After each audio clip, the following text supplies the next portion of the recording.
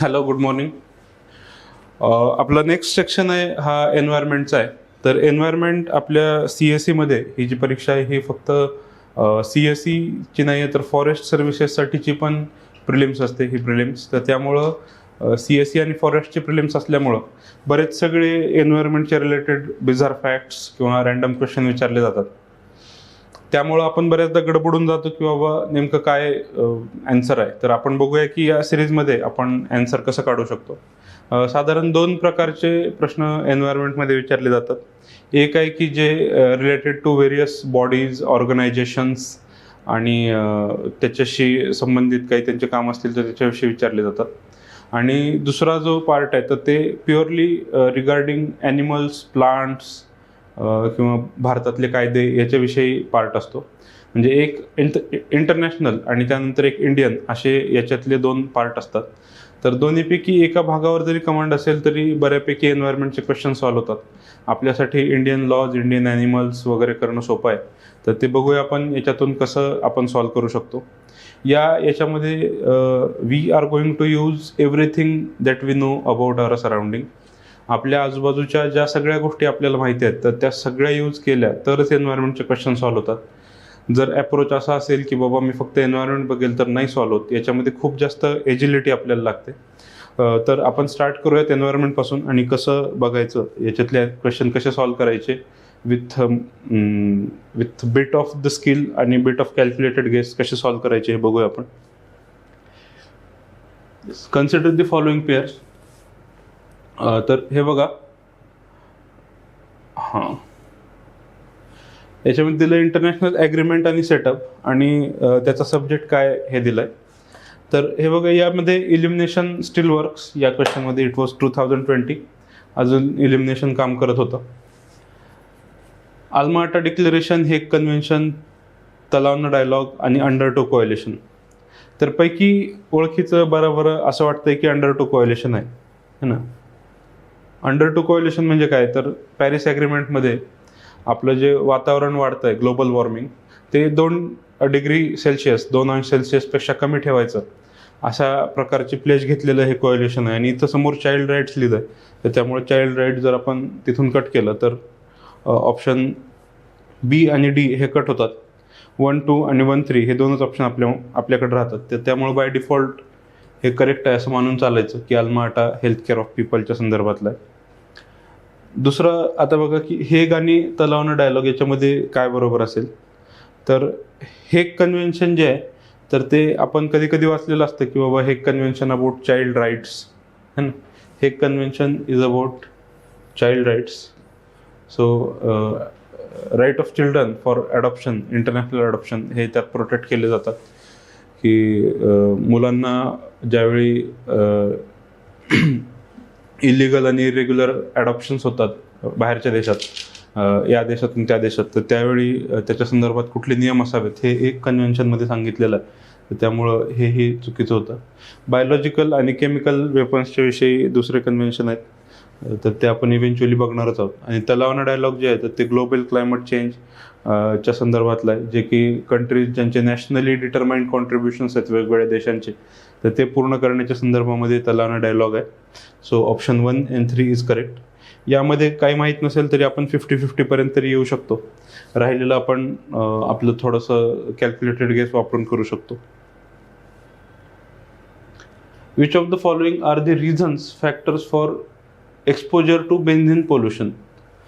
आता जर हे ऑप्शन्स आपण वाचले तर सगळ्याच गोष्टींमध्ये कुठं ना कुठं आपल्याला बेन्झिन दिसतंय. ज्यांना थोडंसं नॉलेज आहे सायन्सचं, एन्व्हायरमेंटचं, तर त्यांना असंही वाटतं की वार्निश्ड वुडन फर्निचर घेतलं, त्यानंतर प्रॉडक्ट्स मेड फ्रॉम पॉलियुरिथेन हे जर बघितलं तर याच्यामध्ये बेन्झिन आहे, हो की नाही.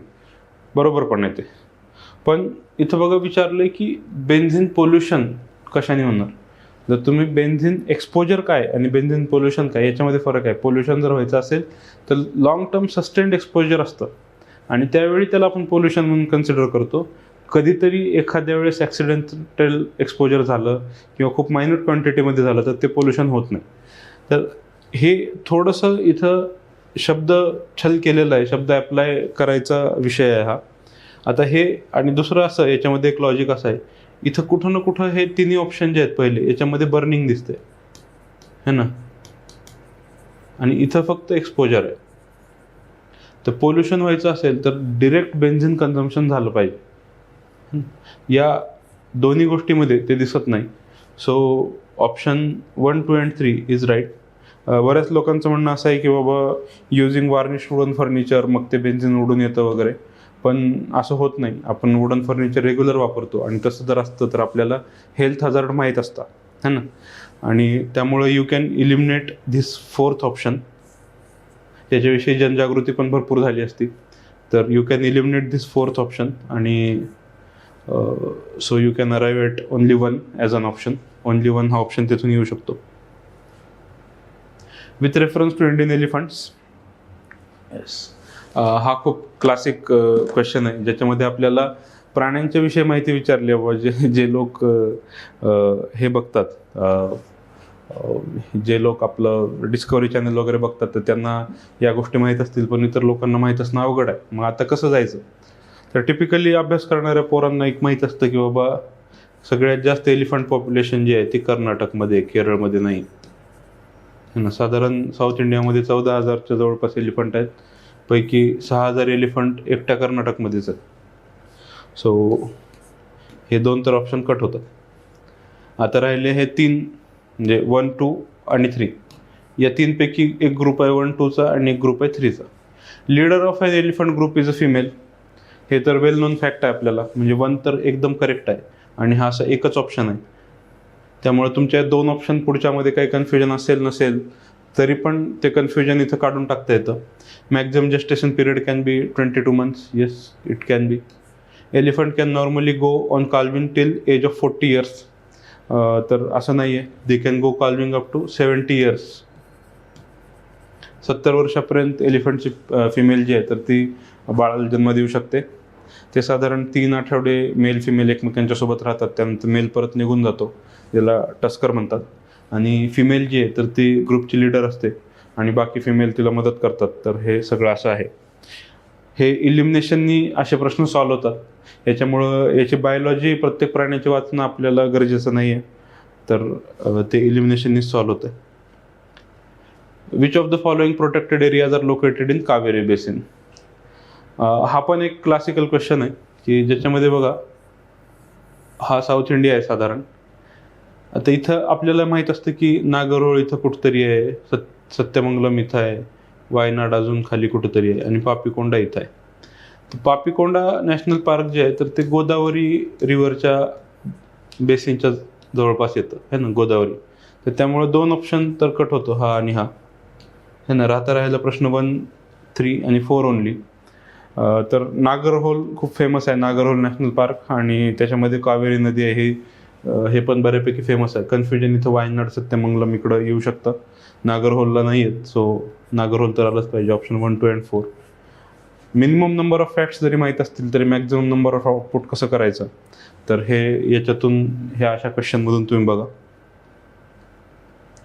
Yes, with reference to India's biodiversity, Ceylon frogmouth, coppersmith barbet, grey chinned minivet आणि व्हाईट थ्रोट रेडस्टार्ट. आता हे असले नावं आले की जरा टेन्शन येतं. काही लोकांना वाचायलाच येत नाहीत. मलाही जरा खूप अवघड गेलं होतं की हे बार्बेट काय नाव आहे वगैरे वगैरे. पण आपल्याला माहीत असतं की वुडस्मिथ नावाचा पक्षी आहे, तर त्याच्यासारखाच काहीतरी कॉपरस्मिथ असणार. आणि हे असाच गेस करायचं की हे सिमिलर काय दिसतंय का.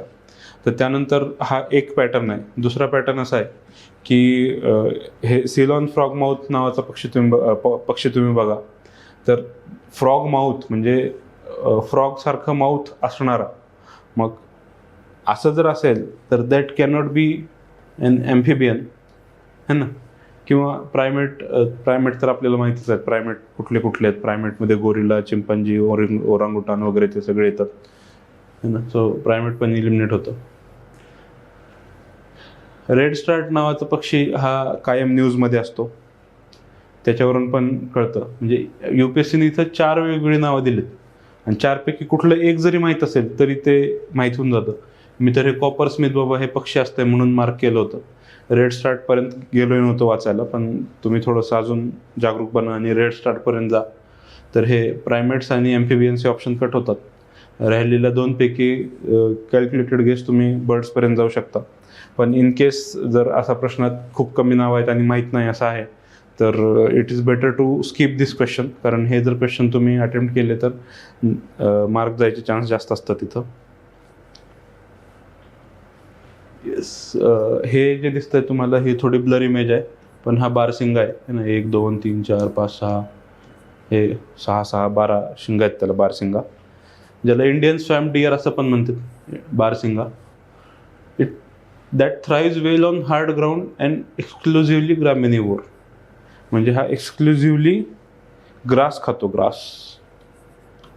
ग्रामिनिवोर म्हणजे ग्रास खाणारा. तर कुठल्या प्रोटेक्टेड एरियामध्ये भेटेल असं त्यांनी विचारलंय. तर कान्हा नॅशनल पार्कचे बारशिंगा ही फ्लॅगशिप स्पेसीज आहे. हे एक जनरल फॅक्ट आहे, आपल्याला माहीत असणार, किंवा नसेल तरी आपण कसं एलिमिनेट करू शकतो बघूया. ते ताल चप्पर जे आहे ना, हे राजस्थानमध्ये आहे, आणि राजस्थानमध्ये गवत फार नसतं. तिथं चिंकारा, जे फेमस चिंकारा, ज्याच्यामध्ये सलमान भाई केसमध्ये होते है ना, ब्लॅक बक, तर ते ताल चप्पर ते आहे त्याच्या संदर्भातलं. Mudumalai tiger wildlife sanctuary जी आहे, मुदुमलाई टायगर रिझर्व पण आहे. तिथं एलिफंट आहेत, टायगर्स आहेत, नीलगाई आहेत, तर त्यामुळे हा पण ऑप्शन कट होतो. मानस आपल्याला माहिती आहे की रायनोसाठी फेमस आहे है ना, रायनो किंवा वॉटर बफेलो, लंगूर्स, हे सगळे मानसमध्ये आहेत, आणि मानस आसाममध्ये. हे कान्हा हे बारशिंगासाठी फार फेमस आहे. हे फ्लॅगशिप स्पेसीज आहे कान्हाची. तुम्ही जर बारशिंगा जरी टाकलं गुगलवर तरी कान्हा नॅशनल पार्कचे फोटो येतात. Yes, this was a very classic question, again typical environment type. आता इथं बघायचं की आपण जनरल नॉलेज, आणि आपण जे याआधी बघितलं होतं की कोहेरंट थिंकिंग आपण कशी वापरू शकतो. कोहेरंट थिंकिंग, कॉमन सेन्स, याचा परत आपण इथं वापर करू शकतो. Steel slag can be the material for which of the following. Steel slag, slag म्हणजे काय, फर्नेसमधून ज्यावेळी स्टील तयार होतं त्यावेळी राहिलेला जो गाळा आहे तर तो काय कामाला येतो. आता स्टीलच्या याच्यात काय गाळात असणार, तर वेगवेगळे मटेरियल, मेटल्स असणार, त्यानंतर कार्बन असणार है ना, हे सगळं स्टील स्लॅगमध्ये, राख वगैरे असते त्याच्यामध्ये. Construction of base road, yes, ते कचराचा आहे, मलबा वापरला जाऊ शकतो कन्स्ट्रक्शन, रोड कन्स्ट्रक्शनमध्ये काही घालतात आपल्याला हे माहिती आहे, so that is the right answer. Improvement of agriculture soil, जर pH इम्प्रूव्ह करायचं असेल तर त्याच्यामध्ये कॅल्शियम किंवा इतर मेटल असतात, ज्याच्यामुळं pH आपला ॲसिडिक pH पासून सॉईल ॲसिडिफिकेशन झालं असेल तर इम्प्रूव्ह व्हायला मदत होऊ शकते. Yes, that is night. आणि रोड आणि सिमेंट कन्स्ट्रक्शन हे एकमेकांना कोहेरंट असणारे ऑप्शन आहेत. जर ते बेस रोडमध्ये वापरते तर सिमेंटमध्ये पण वापरता आलं पाहिजे, so that is also true. ह्या कोहेरंट थिंकिंगचाच वापर करून आपण याच्यामध्ये 2 तरी ऑप्शन घेऊ शकतो की 1 आणि 3 सोबत पाहिजेत, 1 आणि 3 सोबत पाहिजेत. या दोन्हीपैकी हे 2 इलिमिनेट करून 50% पर्यंत येऊ शकतो, आणि then you can come up to the answer. So D is the right answer. हे जे दिसतं हे मस्क डिअर आहे. Musk deer, Himalayan musk deer असं याचं पूर्ण नाव आहे. UPSCनं चतुराई केली आणि इथं हिमालयनच शब्द गाळून टाकला, तर हिमालयन दिलं असतं तर क्वेश्चनमध्ये काय राहिलंच नसतं. बघा, हे 2 जे आहेत ना, एस्कॉट आणि गंगोत्री, हे हिमालयन रिजनमधले नॅशनल पार्क आहेत किंवा वाईल्ड लाईफ सँच्युरी आहेत. ऑन द कंट्री किशनपूर आणि मानस जे आहे ना, तर ते तराई रिजनमध्ये आहे. तर त्याच्यामुळे किशनपूर आणि मानसमध्ये रायनो, पिग्मी हॉग, टायगर या गोष्टी सापडणार. आणि मस्क डिअर जे आहे तर हिमालयन हॅबिटेटमध्ये सापडतं. ते अल्पाईन स्क्रब फॉरेस्ट जे आहे आपल्या इंडियामध्ये, तर तिथं हे मस्क डिअर सापडतं. ते 2च याच्यामध्ये. आता याच्यात आपल्याला बऱ्याचदा कन्फ्युजन असतं काय करायचं काय नाही, तो let's just go to the option. आपल्याला माहिती आहे की अस्कॉट जे आहे तर अस्कॉट जम्मू काश्मीरमध्ये आहे ना, तर अस्कॉट उत्तरात पाहिजे. सो हे 2च ऑप्शन राहतात, 2 ऑप्शन इलिमिनेट होतात. आणि मग गंगोत्री पण तिथंच हिमालयन रिजनमध्येच आहे. मानस आणि गंगोत्रीमध्ये I would always go with Gangotri, कारण मस्क डिअर हे हिमालयन असतं. मानस तराई रिजनमध्ये येतं खाली. आणि so this was very easy question actually. इलिमिनेशनची गरज नाही पडली पाहिजे, इतका स्टॅटिकचा अभ्यास असला पाहिजे. Yes, in rural road construction the use of which of the following is preferred for ensuring environmental sustainability or to reduce carbon footprint. आता याच्यामध्ये बघा कार्बनच फुटप्रिंट कमी करायचं आहे, म्हणजे कुठल्याही प्रकारे जर कार्बन तयार होत असेल तर तो कार्बनचं प्रोडक्शन आपल्याला कुठल्याही प्रकारे कमी करायचं आहे. असाच विचार करायचा. जर खूप विचार केला बाबा मला हे काय नावच माहीत नाहीत, कुठून कुठून नावं आलेत वगैरे वगैरे, तर अवघड होऊन जातं. आता एक याच्यातलं ऑप्शन बघा, हे जिओ टेक्स्टाईल है ना. जिओ टेक्स्टाईल हे ऑलरेडी एन्व्हायरमेंट सस्टेनेबल कार्यक्रम असते, नवीन नवीन टेक्नॉलॉजी येते, जिओ टेक्स्टाईल त्यातलंच आहे. त्यामुळे आपल्याला जिओ टेक्स्टाईल तरी आन्सरमध्ये फिक्स पाहिजे. नसणारे 2 ऑप्शन इलिमिनेट करा है ना. हे 2 ऑप्शन इलिमिनेट केले तुम्ही 1A आणि B मध्ये आता आलात आपण. ठीक आहे. आता इथं 2 एकमेकांना कॉन्ट्राडिक्ट करणारे ऑप्शन आहेत, कोल्ड मिक्स ॲस्फाल्ट आणि हॉट मिक्स ॲस्फाल्ट. आता या दोन्हीविषयी आपल्याला अजूनही काहीच माहीत नाही, म्हणजे मलाही अजूनही काहीच माहीत नाही याच्याविषयी. पण ॲन्सरमध्ये कसं यायचं, तर कोल्ड मिक्स जे आहे आणि हॉट मिक्स जे आहे, हॉट करायला तुम्हाला इथं काहीतरी एनर्जी द्यायला लागणार, काहीतरी कोळसा, कार्बन, लाकूड काहीतरी वापरायला लागणार. तर त्याच्यामुळं कार्बन फुटप्रिंट कोल्डमध्ये वाढेल की हॉटमध्ये, तर ऑब्व्हियस आहे हॉटमध्ये वाढेल है ना. हॉट मिक्स ॲस्फाल्टमध्ये ते वाढेल. तर त्यामुळं 4 नंबर तर आपल्याला एलिमिनेट करताच येतो इथं या दोन्हीपैकी, आणि ऑप्शन 1 2 3 पर्यंत पोचता येतं. कॉपर स्लॅग जे आहे, again it is like a steel slag. आपण या आधीच्या याच्यात जे बघितलं स्टील स्लॅग, तर त्याच्यामुळं कॉपर स्लॅग ॲक्च्युली कन्स्ट्रक्शनसाठी खूप चांगलं आहे. पण ह्युमन टॉक्झिसिटी पोटेन्शियल जे आहे त्याचं, तर ते आपल्या या पोर्टलँड सिमेंटपेक्षा जास्त आहे. Portland cement is regular cement, तर त्याच्यामुळं पण तुम्ही हे 2 ऑप्शन ॲक्च्युली एलिमिनेट करू शकता. तर कॉपर स्लॅग हे कॉपरच्या एक्स्ट्रॅक्शनपासून बनतं, तर त्यामुळे त्याच्यात वेगवेगळे इम्प्युरिटीज पण असतात. जसं कॉपरच्या सोबत सल्फर असतं, तर सल्फर इम्प्युरिटी आहे. अगेन ते आपण वेगवेगळ्या ठिकाणी वापरू शकतो, कन्स्ट्रक्शन, सिमेंट प्रोडक्शन वगैरे है ना. कोल्ड मिक्स ॲस्फाल्ट आणि हॉट मिक्स ॲस्फाल्ट, तर हे ॲस्फाल्ट सिमेंट जे आहे तर ते ॲस्फाल्ट मिक्स करायचे टेक्नॉलॉजी आहेत. एकात ते थंड असते, एकामध्ये गरम केलं जातं. गरम करताना एनर्जी लागते, तर त्यामुळं कार्बन फुटप्रिंट कमी होत नाही, रादर तो वाढतो. So option 1 2 3 is the right answer. If a particular plant species is placed under Schedule 6 of Wildlife Protection Act, what is its implication? आपल्याला वाईल्ड लाईफ प्रोटेक्शन ॲक्ट, आता हे जुनं आहे, हे अमेंडमेंट नंतर झालेले आहेत त्याच्या, तर त्या आपण अमेंडमेंट पण याआधी डिस्कस केलेले आहेत आणि नंतर पण बघणार आहोत आपण एन्व्हायरमेंटच्या सेक्शनमध्ये, याच सेक्शनमध्ये पुढं. तर हे जे आहे तर हे सिम्पल आहे की आपल्याला माहिती आहे शेड्यूल 6 मध्ये जे प्लांट आहेत, युजली हे जे पिचर प्लांट वगैरे असतं, इन्सेक्टिव्होरस प्लांट्स, कीटक खाणारे जे प्लांट्स असतात, तर ते त्याच्यामध्ये असतात. आणि त्याचं लागवड ही रिस्ट्रिक्टेड असते त्या कायद्याच्यानुसार. म्हणजे काय, त्याची लागवड जर तुम्हाला करायची असेल तर सरकारची परमिशन घ्यायला लागेल, कारण त्याची लागवड करण्यावर बंधन आहे है ना. So licence is required. Such plant cannot be cultivated under any circumstance, हे चुकीचं आहे. For research purposes, if want some plant, research करायचं आहे, काय करणार, सरकारची परमिशन घेणार. येस, सो हा ऑप्शन तर कट झालं.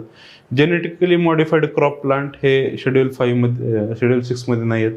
ॲक्च्युली ती परमिशनच नाही इंडियामध्ये GMची, असं आपण बघितलेलं आहे. जेनेटिक इंजिनिअरिंग अप्रेझल कमिटी असते, GEAC, तर त्याची परमिशन घ्यायला लागते आणि ते युजली परमिशन देत नाहीत.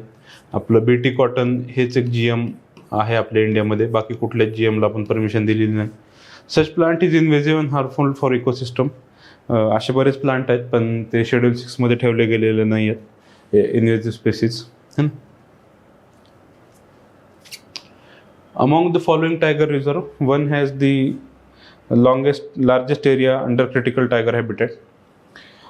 तर हे बघा, याच्यामध्ये जर नॉर्मल मॅप जरी डोळ्यासमोर आला तरी आन्सर येऊ शकतं. म्हणजे मी तरी असंच केलं होतं किंवा सगळ्यात मोठं काय दिसतंय, तर नागार्जुन सागर आणि श्रीशैलम सगळ्यात मोठा आहे, असं करूनच केलं होतं.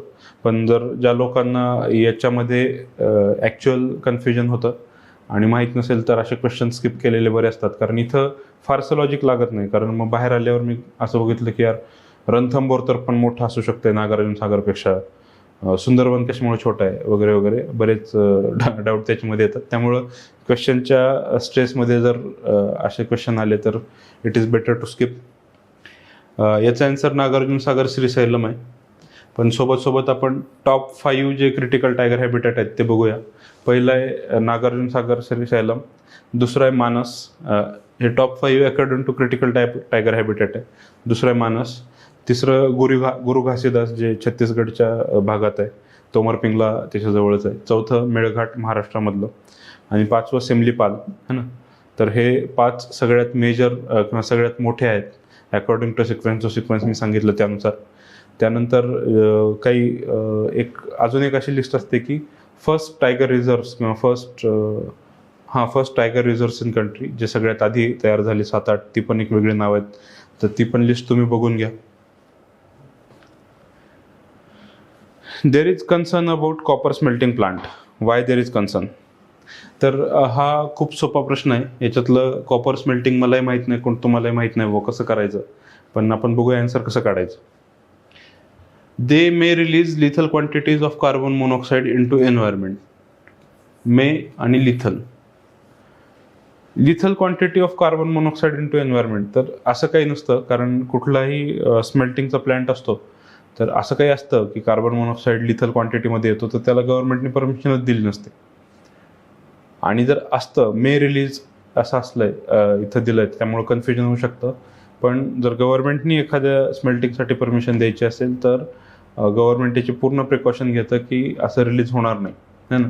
आणि ते आपणही युजली या प्रोसेस तयार करताना अशाच प्रोसेस निवडलेल्या असतात ज्याच्यामध्ये माणसं मरणार नाहीत. आणि lethal quantity of carbon monoxide हे कॉपर स्मेल्टिंगमधून येत नाही.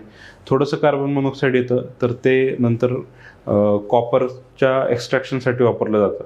म्हणजे ॲक्च्युली कॉपरचं जे ओर असतं किंवा कॉपरचं जे खनिज आहे त्याच्यामध्ये कार्बन मोनॉक्साईड रिॲक्ट होतो आणि तिथलं ऑक्सिजन बाजूला काढून प्युअर कॉपर बाहेर येतं.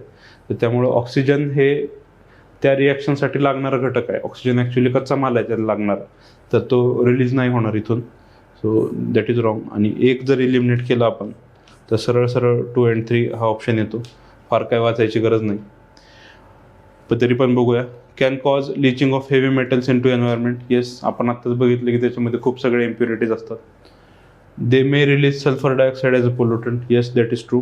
कॉपरच्या सोबतच सल्फर पण असते, हे पण आपण बघितलेलं आहे. तर त्यामुळे सल्फर डायऑक्साईड पण तयार होतं.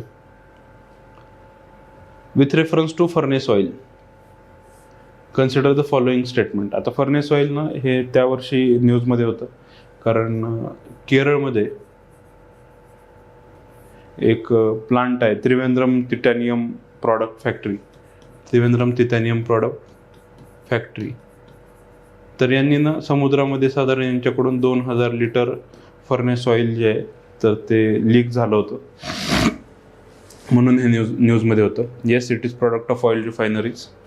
जे ऑइल आपल्या इथे येतं क्रूड ऑइलला सेपरेट होतं petrol, diesel, aviation turbine fuel, kerosene वगैरे एक्स्ट्रॅक्ट करून झाल्याच्या नंतर हेवी जे हायड्रोकार्बन्स असतात, जसं कार्बन C20 to 25 एवढे कार्बन असणारं एक मॉलिक्युलमध्ये इतके कार्बन असणारे जे असतात तर ते हेवी हायड्रोकार्बन शिल्लक राहतात, तर त्याला फर्नेस ऑइल म्हणतात. हे त्रिवेंद्रम तिटॅनियम प्लांट हे पण याला इलेक्ट्रिसिटी जनरेशनसाठीच वापरत होते. मेजर काम आहे त्याचं इलेक्ट्रिसिटी जनरेशन, हीट जनरेशन वगैरे. आणि it's use causes sulphur emission. तर आपण बघितलं आहे की जे ऑइल येतं आपल्या इथं तर त्याच्यामध्ये सल्फर असतं. सोर आणि स्वीट आपण बघितलं होतं इकॉनॉमीमध्ये, सोर ऑइल आणि स्वीट ऑइल. तर सल्फर इम्प्युरिटीज असतातच सगळ्या ऑइलमध्ये, त्यामुळं सल्फर इमिशन ऑब्वियस आहे, ते होऊच शकतं. आता हे जे आहे फर्नेस ऑइल ते युजली जहाजांमध्ये वगैरे वापरलं जातं, मराईन इंजिन्समध्ये किंवा स्टीम जनरेशन्समध्ये. आणि ते खूप विस्कस असतं, हायली विस्कस, म्हणजे खूप असा घट्ट गोळा असतो. ते ऑइल काही लीक होत नाही, इकडून तिकडून पळून जात नाही. त्याला स्टोअर करणं it self is a difficult task, कारण ते ऑइल कॅरी करता येत नाही इकडून, म्हणजे पाईपातून पाठवता येत नाही, असं हे फर्नेस ऑइल असतं. So option D is the right answer. R2 code of practice. Yes, हे जे R2 कोड ऑफ प्रॅक्टिस तर हे त्या वर्षी खूप जास्त न्यूजमध्ये होतं R2 कोड. तर हा R2 कोड ॲक्च्युली हे रिसायकलिंगमध्ये आहे ना. तर हे युजली जर माहीत असेल तरच माहीत असतं, कारण हे सगळेच ऑप्शन असे कन्फ्युजिंग आहेत. इकॉलॉजिकल मॅनेजमेंट, सस्टेनेबल प्रॅक्टिस, त्यानंतर EIA वगैरेसाठी काही कोड आहे का, तर युजली ते नाही, ते ॲक्च्युली करंट अफेअरचा क्वेश्चन आहे. याच्यामध्ये जर माहीत असेल तर असे क्वेश्चन अप्लाय करा, ॲक्च्युली हे करून घ्या. आता याच्याविषयी R2 कोडविषयी माझ्याकडे इन्फॉर्मेशन आहे, पण मी ते मुद्दाम इथं सांगत नाही, कारण हा टॉपिक फार मोठा आहे आणि आपल्याला गरज पण नाही. हा क्वेश्चन परत डायरेक्ट असं येईल असं माहीत नाही. हे रॅन्डम फॅक्ट्स असे विचारलेले असतात, तर ते आपण सॉल्व्ह होत असतील तर बघायचं. याच्यामध्ये या पर्टिक्युलर क्वेश्चनमध्ये हे रॅन्डम फॅक्ट सॉल्व्ह होणार नाहीत. आपण बरेच सगळे इकॉनॉमी आणि पॉलिटीमध्ये बघितलं आहे की रॅन्डम फॅक्ट आपण कसे सॉल्व्ह करू शकतो. Yes, what is blue carbon? तर हे बघा, हे ना कलर्स ऑफ कार्बन आहे. ॲक्च्युली कार्बन काळाच असतो, पण कार्बन प्रोडक्शनवरून हे सगळे वेगवेगळे कलर ठरतात. तर हे जे आहे ना blue carbon, carbon captured by ocean and coastal ecosystem, तर याला ब्लू कार्बन म्हणतात. कार्बन सिक्वेस्टेड इन फॉरेस्ट याला ग्रीन म्हणतात. Carbon content in petroleum and natural gas हा ब्लॅक आहे. कार्बन प्रेझेंट इन ॲटमॉस्फिअर याला कार्बनच म्हणतात, दुसरं काही नाव नाही आहे. त्यानंतर हा टील कार्बन हा वेटलँडपासून येतो. त्यानंतर ब्राऊन जो आहे, तर ब्राऊन कार्बन हा ऑर्गॅनिक मटेरियलपासून येतो. अशा वेगवेगळ्या प्रकारचे कार्बन आहेत हे सगळे. तर या कार्बनची माहिती घ्या, कसे कसे आहेत, काय काय आहेत. इथे वेगवेगळे नावं मी तुम्हाला दिलेली आहेत for your information. Red carbon काय असतो, पिंक कार्बन काय असतो, वगैरे वगैरे. तसंच सोबत हायड्रोजनचं पण आहे. Green hydrogen, black hydrogen, grey hydrogen, pink hydrogen, जो की ॲटॉमिक पॉवर प्लॅन्टपासून आलेला असतो वगैरे. तर असे बरीच नावं आहेत त्याची, थोडीशी माहिती करून घ्या. Yes, in the nature which of the following are most likely to be found surviving on the surface without soil. Without soil काय असेल असं विचारलेलं आहे. तर हे बघा, मी मुद्दाम इथे चित्र दिलेलं आहे. फर्न जे असतं ना, फर्न हे एक टेरिडोफाईट आहे. फर्न म्हणजे असे झाड असते आणि त्याला अशी पानं असतात, आणि एवढंच झाड असते ते, अशी पानं. तर हे फर्नला सॉईल लागते, तर हे नाही आहे ॲक्च्युली. आता इथं बघा, आपल्याला माहिती आहे की मशरूम जे आहे, मशरूम मातीत येतं, आणि बिना मातीचं काय आहे ते विचारलं. त्यामुळं 1 आणि 4 हा ऑप्शन तर निघून जातो. लायकेन आणि मॉस या दोघांच्या विषयी कन्फ्युजन आहे, आणि हे जे आहे हे लायकन आणि हे मॉस आहे. हे मॉस म्हणजे हे असं, हे जे शेवाळासारखं मोठं मोठं शेवाळ दिसतं, तर हे मॉस असतं. मॉस खूप फेमस आहे, रेंडियर मॉस वगैरे, टुंड्रा प्रदेशामध्ये मॉस येतं. आणि लायकन जे आहे, तर ते अल्गी आणि फंगस याचं कॉम्बिनेशन असतं लायकन म्हणजे. तर एक सिम्बायोटिक असोसिएशन आहे अल्गी आणि फंगसचं. मॉस हे ॲक्च्युली ब्रायोफाईट आहे, म्हणजे एक झाडांचा प्रकार आहे. स्मॉल स्पॉन्ज लाईक प्लांट्स असतात. तर हे लायकन आणि मॉस जे आहे, तर ते दोघेही, या दोघांनाही हे नाही लागत, सॉईल नाही लागत. हे मॉस बघा, हे मॉस दगडांवर, झाडांवर कुठे उगवून आलेलं दिसतंय.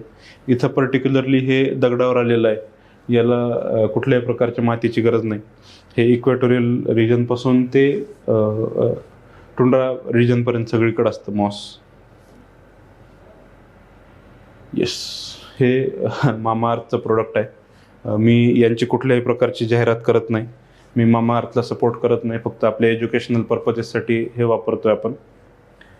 हे असंच सॉल्व्ह झालं होतं क्वेश्चन. म्हणजे हे विचारलं, which of the following is used in preparation of natural mosquito repellent. तर मी असाच कुठला तरी प्रोडक्ट बघितला होता, आणि इथं बघा हे लेमन ग्रास ऑइल दिलेलं आहे, है ना. आणि सिट्रोनेला नावाचा अजून एक घटक याच्यामध्ये दिलेला आहे. असंच काहीतरी बघितलं होतं, आणि हा क्वेश्चन सॉल्व्ह झाला होता. तर थोडंसं डोळे उघडून बघायचं, उघडा डोळे बघा नीट. असं केलं की हे दिसून येतं आपल्याला.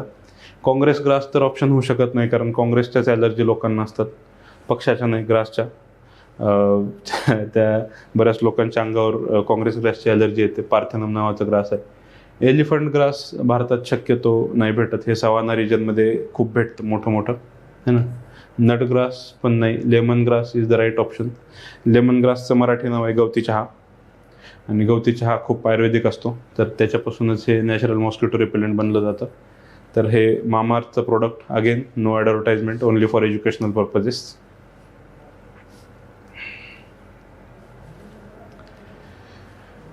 येस. तर इथं बघा हे जे दिसतंय तुम्हाला हे हे आहे आपलं आईस एज नावाचा एक मूवी आला होता. आईस एजमध्ये हे त्या मॅमथचा मित्र असतो हा छोटा आहे ना, आणि ते त्या मूवीमध्येच दिलेलं आहे की ते असं रोल होऊन बसतो. आता हे ऑप्शन बघा, हेज हॉक, मरमॉट आणि पँगोलिन. पँगोलिन आपल्याला माहीत असते ते तसं मोठं पँगोलिन असतंय आणि हे दरवर्षी पँगोलिन न्यूजमध्ये आहे कारण ते त्याच्या स्केलसाठी पँगोलिन खूप जास्त एक्सपोर्ट होतं. पण बाकीचे दोन माहीत नसतात आपल्याला है ना. तर एक ऑप्शन तर आहे की रोल अप कोण होतंय वाला वगैरे, तर ते पँगोलिन आपल्याला माहीत असतंय. पँगोलिन ते खवल्या मांजर म्हणतात त्याला है ना, तर ते आपल्याला माहीत असतं. सो हे दोन ऑप्शन कट झाले. आता वनला इन्क्लूड करायचं का नाही हे मला तरी त्या आईसेज नावाच्या मूवीमधून कळालं होतं. तर याला आईसेजमध्ये मोल हॉग काहीतरी नाव दिलं होतं. याचं नाव लुईस वगैरे असं काहीतरी आहे ते मूवीमध्ये, ते एकदा बघून घ्या. द आयडिया इज, मी तुम्हाला पिक्चर बघायला नाही सांगत, द आयडिया इज की तुम्ही कुठं जरी अशा काही गोष्टी बघितल्या असतील, असं नाव कुठं वाचलेलं असेल, कुठं ऐकलेलं असेल, तर थोडंसं अलर्ट राहायचं आणि पेपरमध्ये या गोष्टींचा वापर करायचा ज्याच्यामधून तुम्हाला क्वेश्चन सॉल्व करायला मदत होईल. पिक्चर बघताना पण थोडंसं डोळे उघडे ठेवून बघितलं पाहिजे. आणि हा जो आहे हे जे पिक्चर आहे हे टिपिकली मी मुद्दाम आईस एजच्या कार्टूनमधूनच घेतलेलं आहे, ॲक्च्युअल नाही घेतलेलं.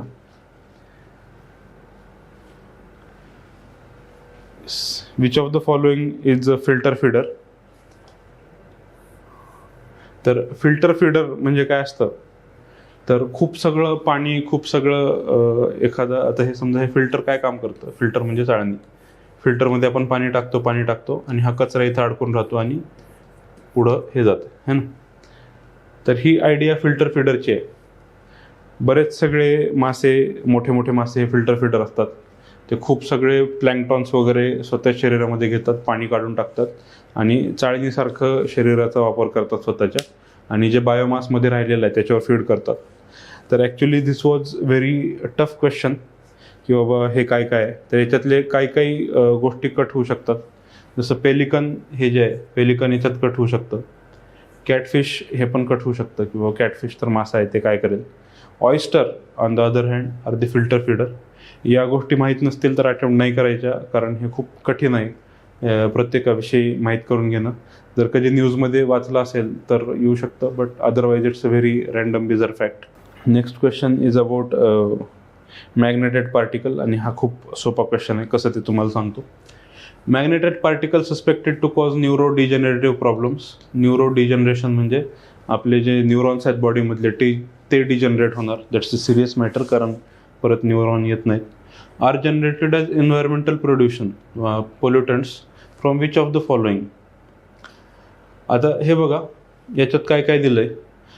न्यूरो डिजनरेटिव्ह जे घटक आहेत तर ते कुठून तयार होतात, तर brakes of motor vehicles, engines of motor vehicles, microwave stoves within homes, power plant आणि टेलिफोन लाईन्स. तर हे असे काही ऑप्शन, हे याच्यातले बऱ्याच सगळ्या घटक जे आहेत तर ते रेग्युलर वापरातले आहेत. पैकी दोन जे आहेत, 1 आणि 2, हे तर पोल्युटंट्सच आहेत. म्हणजे आपल्याला माहिती आहे की बाबा हे इंजिन्स आणि मोटर व्हेकल जे आहेत तर ते पोल्युटंट आहेत.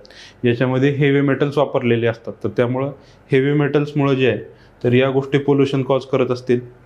1 2 येस ठीक आहे, इट्स ओके. इथं पण 1 2, त्यामुळं याच्यातून या दोन्हीतून तर ऑप्शन इलिमिनेट होत नाही. Microwave stove within the homes. आता आपल्या सगळ्यांच्या घरात युजली मायक्रोवेव्ह असते आणि मायक्रोवेव्हमुळं जर न्यूरो डिजनरेशन काही होत असेल, हा नवीन प्रोडक्ट आहे तर ते मार्केटमध्ये आलं असतं, आपल्याला व्हॉट्सअपवर फिरलं असतं, कुठं काहीतरी आलं असतं. पण तसं काही मायक्रोवेव्हमधून होताना दिसत नाही आपल्याला है ना. कारण microwave is a simple machine. याच्यामध्ये शक्यतो आतापर्यंत असा खूप काही धोका आला आहे वगैरे, असं डायरेक्ट न्यूरो डिजनरेशन होईल असं तर नाही है ना. Power plant again it's a pollutant. हा सगळा संबंध हेवी मेटलशी आलेला आहे है ना. ह्या 3 गोष्टी वेगळ्या आहेत, तर त्यामुळं इथून जर मायक्रोवेव्ह आपण कट केलं तर ऑप्शन बी राहतो. अगेन टेलिफोन लाईन्स बघा. टेलिफोन लाईन्स ह्या भारतामध्ये जवळपास स्वातंत्र्यापासून आहेत, आणि जर टेलिफोन लाईन्समुळं हा जर कन्सर्न असता तर आत्तापर्यंत खूप जास्त त्याच्याविषयी आवाज उठवला गेला असता. मागच्या 70 वर्षात अख्ख्या पिढीला न्यूरोडिजनरेशन झालं असतं, आणि म्हणून हा पण ऑप्शन इथं येऊ शकत नाही. सो हे दोन पण निघून जातात आणि ऑप्शन 1, 2 आणि 4 राहतो. सो मी तरी असंच सॉल्व केलं होतं आणि that is the right answer. कारण असे छोटे छोटे फॅक्ट आपण लक्षात घेऊ शकत नाही, पण ऑप्शन वाचून बघायचं की याला ग्रुप्स करता येतात का. जसं आपण 1, 2 आणि 4 याचा एक सेपरेट ग्रुप केला आणि या ग्रुपमध्ये या दोन गोष्टी बसत नाहीत असं आपल्याला वाटलं आणि आपण तो ऑप्शन चॉईस केला. So that is the correct method, that is tried and tested method, की याच्यातून आपण ऑप्शन कसे एलिमिनेट करू शकतो, है ना. So the next question is consider the following kind of organisms आणि which of the above are primary producers in the food chain.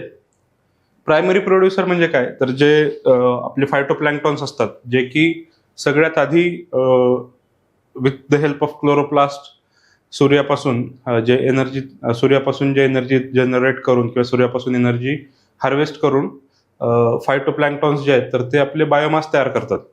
मग प्रायमरी प्रोड्युसर्स कोण असतात, फायटोप्लॅन्क्टॉन. त्याच्यानंतर सेकंडरी कन्झ्युमर्स जे असतात ते झू प्लॅन्क्टॉन असतात आणि झू प्लॅन्क्टॉनला बाकी मोठे मोठे मासे, कीटक वगैरे ते खातात. तर ही एक ओशनिक फूड चेन आहे जी अशी होते.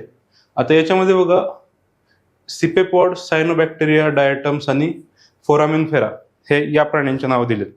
आता आपल्याला हे माहित असतं की सायनोबॅक्टेरिया म्हणजे ब्लू ग्रीन अल्गी, म्हणजे हे तर फिक्स आहे प्रायमरी प्रोड्युसर. आणि सिपेपॉड त्याच्या नावावरूनच आहे. सिपेपॉड हा कीटक असतो आणि त्याच्या नावावरूनच ते क्लिअर होते की बाबा it must be some kind of insect. तर या दोन याच्यावरून आपलं आन्सर येऊन जातं की we don't need 1, yes, and we need 2, option B. हा इथंच आन्सर येऊन जातं आपलं. बट लेट अस सी की व्हॉट इज दिस डायटम, कारण हा क्वेश्चन ऍक्च्युली त्या कंटेक्स्टमध्ये आला होता. त्या वर्षी हे जे इथं दिसतंय तुम्हाला, हा कोकण किनारपट्टीचा भाग आहे आपल्या. पूर्ण वेस्टर्न कोस्टला अशा प्रकारचे डायनोफ्लॅजिलेट्स आले होते. म्हणजे हे खूप जास्त प्रमाणात दिसलं होतं. रेड कलरचे, ब्लू कलरचे, हे सगळे फ्लोरोसंट असतात आणि संध्याकाळी सगळा समुद्रकिनारा निळा होतो. तर हे जे डायनोफ्लॅजिलंट्स आहेत तर त्यांना डायटम्स पण म्हणतात. हे वेगवेगळ्या प्रकारचे असतात. तर हे पण डायटम्स जे आहेत तर ते फोटोसिंथेसिस करतात आणि प्रायमरी प्रोड्युसर आहेत यामध्ये. So this news was in that context, है ना. फोरामिनफोरा पण एक प्रकारचं हेट्रोट्रॉप आहे, म्हणजे ते पण या प्रायमरी प्रोड्युसर्सनाच खातात. ते पण एकदम छोटे छोटे, म्हणजे ते ॲक्च्युली डेट्रिटस पण खातात ते. तर असं असतं ते साधारण. आणि याला म्हणतात सी स्पार्कल, आणि याला कॉमन नेम सी स्पार्कल आहे, म्हणजे समुद्रामध्ये स्पार्कल तयार झालं म्हणून हे न्यूज आल्या होत्या. So that is that thing. With reference to New York declaration on forest. आता हे बघा, हे खूप सोपं आहे ॲक्च्युली हा प्रश्न. हे युजली पहिलं ऑप्शन आपल्याला माहित नसतं की बाबा नेमकं काय चाललंय. It was first endorse in UN climate summit, ठीक आहे. It endorses global timeline to end loss of forest. आता डिक्लेरेशन ऑफ फॉरेस्ट आहे म्हणल्यावर हे पण करत असणारच. So that's a very generic statement. आपण युजली असे स्टेटमेंट राईट घ्यायचे असतात. इट इज लिगली बाइंडिंग, है ना. आता आपल्याला लिगली बाइंडिंग युजली काय काय माहित असतं. UNFCCC, UNCBD म्हणजे क्लायमेट चेंज कन्व्हेन्शन, त्याच्यानंतर बायोडायव्हर्सिटी कन्व्हेन्शन ऑन डेझर्टिफिकेशन, त्यानंतर साईट्स एक आहे, साईट्स इज लिगली बाइंडिंग, है ना. या सगळ्या गोष्टीमध्ये हे येत नाही, तर त्यामुळं तुम्ही याला इलिमिनेट करू शकता. Now read the next option. It is endorsed by government, big companies and indigenous communities. आता बऱ्याचदा आपल्याला वाटतं की याच्यात इंडिजिनस कम्युनिटी का आल्या, पण ठीक आहे. नेक्स्ट ऑप्शन बघा. India was one of the signatories at its Inception. आता हे लिगली बाइंडिंग आहे आणि फॉरेस्टचा हे दोन ऑप्शन बघा. Global timeline to endorse loss of forest. आपल्याला माहिती आहे की आपलं गव्हर्नमेंट अशा इंटरनॅशनल कमिटमेंट करत नाही की ज्या फॉलो करणं नाही होत. तर फॉरेस्ट वाढवणं आपलं जवळपास खूप वर्षांपासूनचं जे एम आहे तर ते हाल्ट आहे. म्हणजे ते काही खूप वाढलेलं नाही आहे फॉरेस्ट पर्सेंटेज, ते खूप मायन्यूट याच्यामध्ये वाढलंय. आणि डेव्हलपिंग नेशन्सला लिगली बाइंडिंग कमिटमेंट देणं खूप अवघड जातं. तर त्यामुळं, आणि इंडिया टाइमलाईन पण देऊ शकत नाही फॉरेस्ट वाढवण्यासाठी, कारण we have land constraint. So India cannot be a signatory in this aspect. So with the basic common sense आणि इलिमिनेशन आपण या ऑप्शनला येऊ शकतो. This was actually not related to any of the things we read. आपण जे पाहतो त्याच्यापैकी हे काही नव्हतं, पण हे मेजॉरिटी लोकांनी बरोबर केलं होतं, कारण हे 2 लॉजिक त्यांनी वापरले होते. I hope this logic helps. Next one is common carbon metric. आता इथं बघा, हे मेट्रिक आहे. मेट्रिक म्हणजे मेजरमेंट आहे आणि it is supported by UNEP है ना. Now read the options. आपण खालून चालू करू. Assessing the overall carbon footprint caused by the use of fossil fuels by the world in unit time है ना. हे आपण त्या दिवशी पण एकदा बघितलं होतं. हे असेच ऑप्शन असतात. सायन्समध्ये पाहिलेलं आहे आपण, किंवा इकॉनॉमीमध्ये पाहिलेलं आहे अशा प्रकारचे क्वेश्चन, किंवा या आधीच्या पेपरमध्ये पण आपण बघितलं होतं. हा 2021 आहे, 2020 मध्ये पण असे प्रश्न आलेले होते. तर हे ज्या ज्या वेळी असं येतं, तर मेट्रिक हे टाईमवर कधी शक्यतो मोजता येत नाही, आणि मोजलं तरी पण ते ग्लोबल मेट्रिक जे करतो आपण, तर ते इट इज व्हेरी डिफिकल्ट की वर्ल्डसाठी एक युनिट टाईममध्ये तुम्हाला मेट्रिक देणं है ना, आणि सगळ्याच ॲक्टिव्हिटीजचं सगळंच करायचं, तर मग हे खूप कठीण होऊन जातं. तरी पण हा ऑप्शन आपण ठेवणार आहोत. Enabling the government to assess the overall carbon footprint cause by their countries. तर UNEP असं काही काम करत नाही. ते काम IPCC आणि इतर संघटनांचं आहे की त्यात वेगवेगळ्या गव्हर्नमेंट सोबत काम करणं, आणि शक्यतो कोणी गव्हर्नमेंट हे स्वतःचं मोजायला तयार नसतं. ते सगळे इंटरनल मेजरमेंट बऱ्यापैकी नेशन्स करतात. आणि again enabling the commercial farming entities around the world to enter carbon emission trading. हे पण बऱ्याचदा येणारा ऑप्शन आहे, पण हा ऑप्शन नाही आहे, कारण आपण बघितलंय फार्मिंगच्या रिलेटेड जे काय असतं ते कोऑपरेटिव्ह फार्मिंग, कमर्शियल फार्मिंग वगैरे वगैरे, तर ते लोक हे नाही करत. Accessing the carbon footprint of building operations around the world. इथं काहीतरी मेट्रिक आहे, म्हणजे इथं मोजायसारखं काहीतरी सर्टन्टी आहे. So between A and D option I will go with A. आणि हेच लॉजिक आहे. Actually this was in news की ब्युरो ऑफ एनर्जी इफिशियन्सी नावाचं जे ब्युरो आहे आपलं, तर त्यांनी कॉमन कार्बन मेट्रिकचा वापर केला होता की बिल्डिंगची एनर्जी इफिशियन्सी किती आहे तर ते बघायसाठी, आणि हे UNEP कडून त्यांनी अडॉप्ट केलं होतं, म्हणून त्या वर्षी ते न्यूजमध्ये होतं. So A is the right answer. हा ॲक्च्युली करंट अफेअर्सच्या रिलेटेड क्वेश्चन आहे. Which of the following species that can establish symbiotic relationship with organism. हे काय, फाइंडिंग निमो किंवा फाइंडिंग डोरी दोन्हीपैकी एक आहे. तर हे जे दिसतंय हे कोरल आहे है ना, आणि कोरल आपल्याला माहिती आहे की ते निडारिया आहे. याचं एक याच्यासोबत जे झुझॅन्थेली असतात त्यांच्यासोबत पण एक हे असतं, सिम्बायोटिक असोसिएशन असतं, प्लस सिम्बायोटिक असोसिएशन या सी ॲनिमोन आणि या क्लोन फिशचं पण असतं है ना. So this is right. फंगसचं तर आपल्याला माहिती आहे, लायकेन है ना. फंगसचंही आपल्याला बऱ्याचदा न्यूजमध्ये असतं की बाबा काय काय अल्गी आणि फंगसचं, लायकेन. आणि प्रोटोझोआ जे असतात, तर प्रोटोझोआ बऱ्याच ठिकाणी असतात, बॅक्टेरिया सोबत करतात किंवा रुमिनंट सोबत करतात. त्यानंतर एक फेमस सिम्बायोटिक असोसिएशन जे आपल्या बॉडीमध्ये असतं ते आहे गट बॅक्टेरियाचं.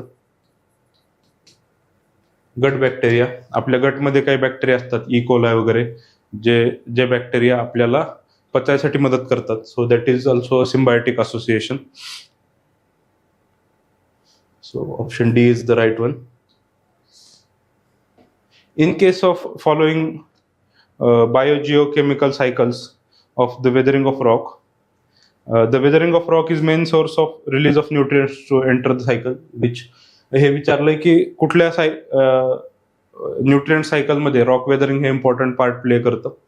आता बघा, कार्बन सायकलमध्ये आपल्याला माहिती आहे की कार्बन बर्निंग हे खूप मेजर रोल प्ले करतं. त्यानंतर सेम इज विथ नायट्रोजन, आणि फॉस्फरसचं तसं काही नाही आहे. सल्फरचं पण जे सल्फर डायऑक्साईड आहे तर ते मेजर रोल प्ले करतं.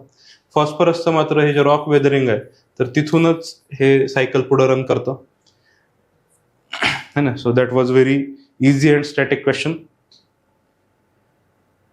हां, आता हा क्वेश्चन बघा, याच्यामध्ये बऱ्याचदा कन्फ्युजन होतं की बाबा इतकं सगळं लक्षात कसं ठेवायचं. डेट्रिव्हर्स काय काय असतात, तर डेट्रिव्हर्स काय असतात, तर जे डेड लिटर मॅटर खातात ते डेट्रिव्हर असतात. तुम्ही फक्त नाव वाचा. Earthworm is a worm, $1.5 litre matter खाणार, 1 नंबर पाहिजे, हे एक ऑप्शन लगेच काढून टाका. जेलीफिश हा मासा आहे.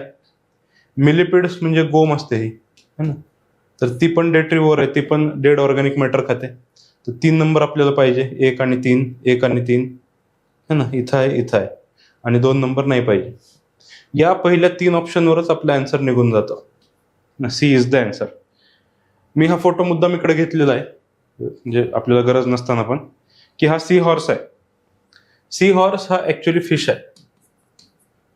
हा दिसायला जरी वेगळा दिसत असला कुठल्या तरी किड्यासारखा, तरी पण हा फिश असतो, आणि याची उंची एका बोटा एवढी असते.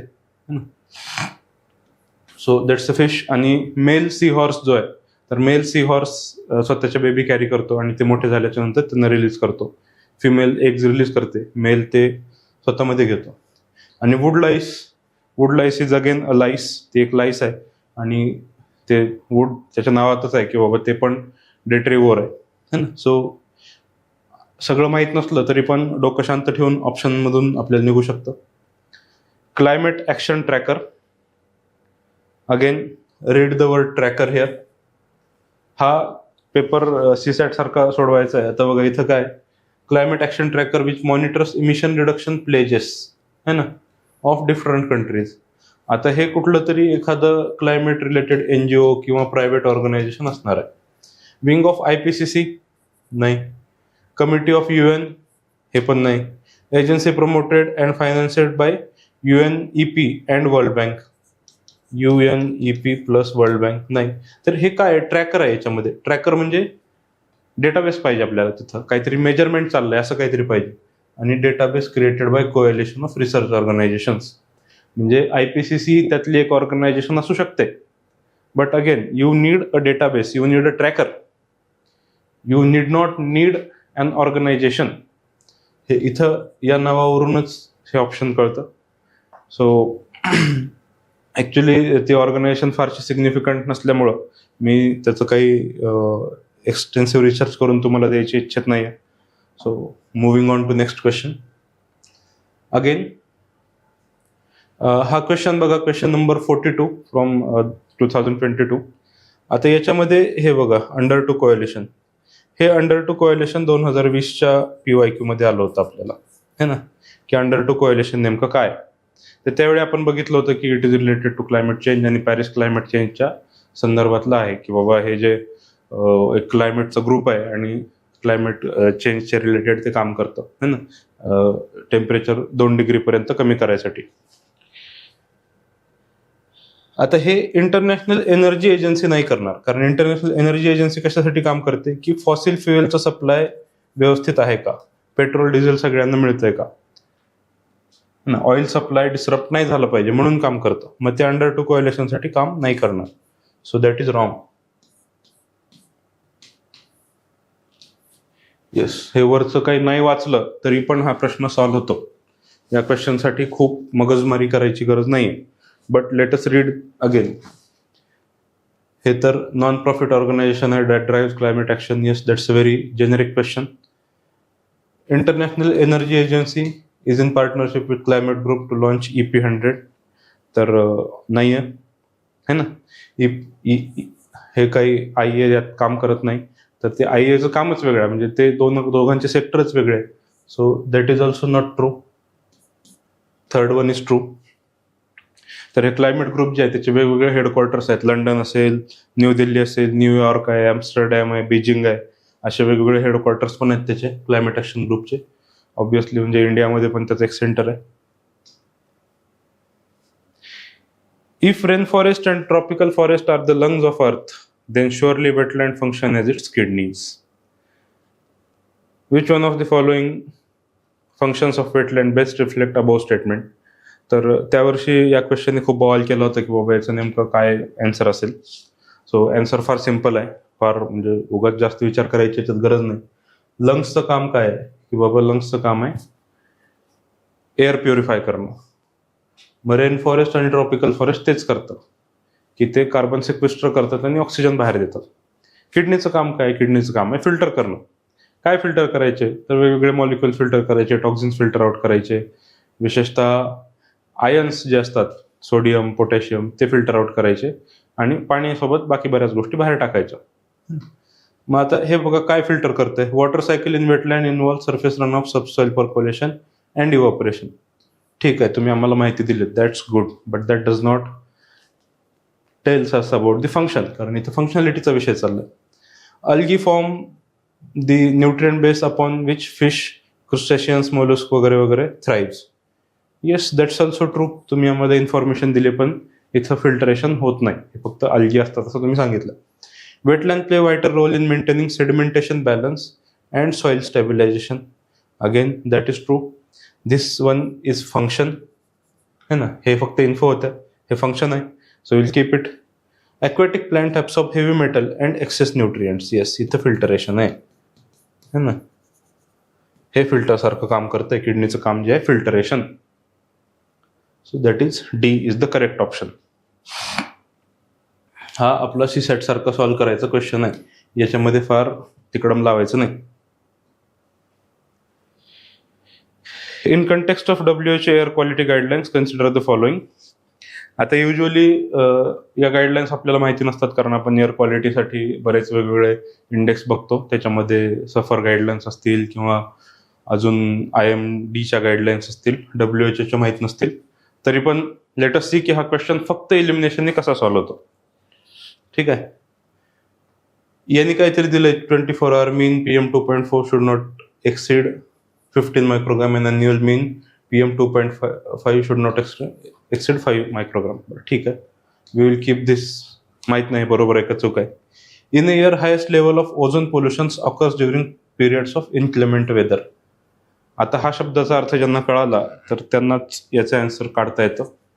इन्क्लेमेंट वेदर म्हणजे ढगाळ वातावरण आणि पावसाळी वातावरण, है ना, यामध्ये ओझोनचं पोल्युशन होतं असं त्यांनी दिलंय. पण ओझोन कधी तयार होतं, तर ओझोन सनलाईटमध्ये तयार होतो. युजली टिपिकली ओझोन ज्यावेळी तयार होतो त्यावेळी क्लिअर स्काईज असतात आणि इन्क्लेमेंट वेदर म्हणजे क्लिअर स्काईज नसतात. सो याचा अर्थ ज्यांना माहिती त्यांना आन्सर आलं. हे दोन्ही कट होतात. आता राहिलं हे PM 10 can penetrate lung barrier and enter blood stream. नाही, PM 2.5 कॅन, नॉट PM 10, है ना. So again only 1 and 4. Excessive ozone in trigger can trigger asthma. This is again very generic statement. आता बघा, हे ऍक्च्युली डेटावाला स्टेटमेंट आहे. इथं चुकायला खूप chance आहे, पण ते आपल्याला माहीत जरी नसलं तरी हे दोन तरी बेसिक आहे ना. म्हणजे इथं तुम्हाला खूप जास्त तुमच्या बेसिक जिओग्राफीच्या नॉलेजचा वापर होतो, बेसिक एन्व्हायरमेंटच्या नॉलेजचा वापर होतो. की ओझोन कधी तयार होतं, तर ओझोन तयार व्हायसाठी हाय हीट आणि UV रेज लागतात. तर इन्क्लेमेंट वेदरमध्ये ते नसतं. इन्क्लेमेंट वेदरमध्ये खूप जास्त ढग असतात, पाऊस पडत असतो, त्यामुळे ओझोन तयार होऊ शकत नाही. झाला तरी पण तो डिस्टेबिलाइज होतो. Yes, Gucci.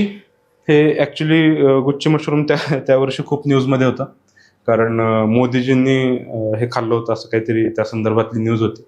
तर हे गुच्ची मशरूम आहे. हा एक मायनर फॉरेस्ट प्रोड्यूस सारखा प्रकार आहे. हे जमा करायला लागतं फॉरेस्टमधून, त्यामुळे याचं कमर्शियल कल्टिवेशन नाही होऊ शकत. नॉर्थ ईस्टमध्ये पण नाही. ॲक्च्युली हे नॉर्थ वेस्ट हिमालया अल्पाईन फॉरेस्टच्या जवळपास येतं. तर हे बरोबर आहे हिमालयन फॉरेस्ट एरियाजमध्ये. पण so option 1 and 2 is correct, not 3.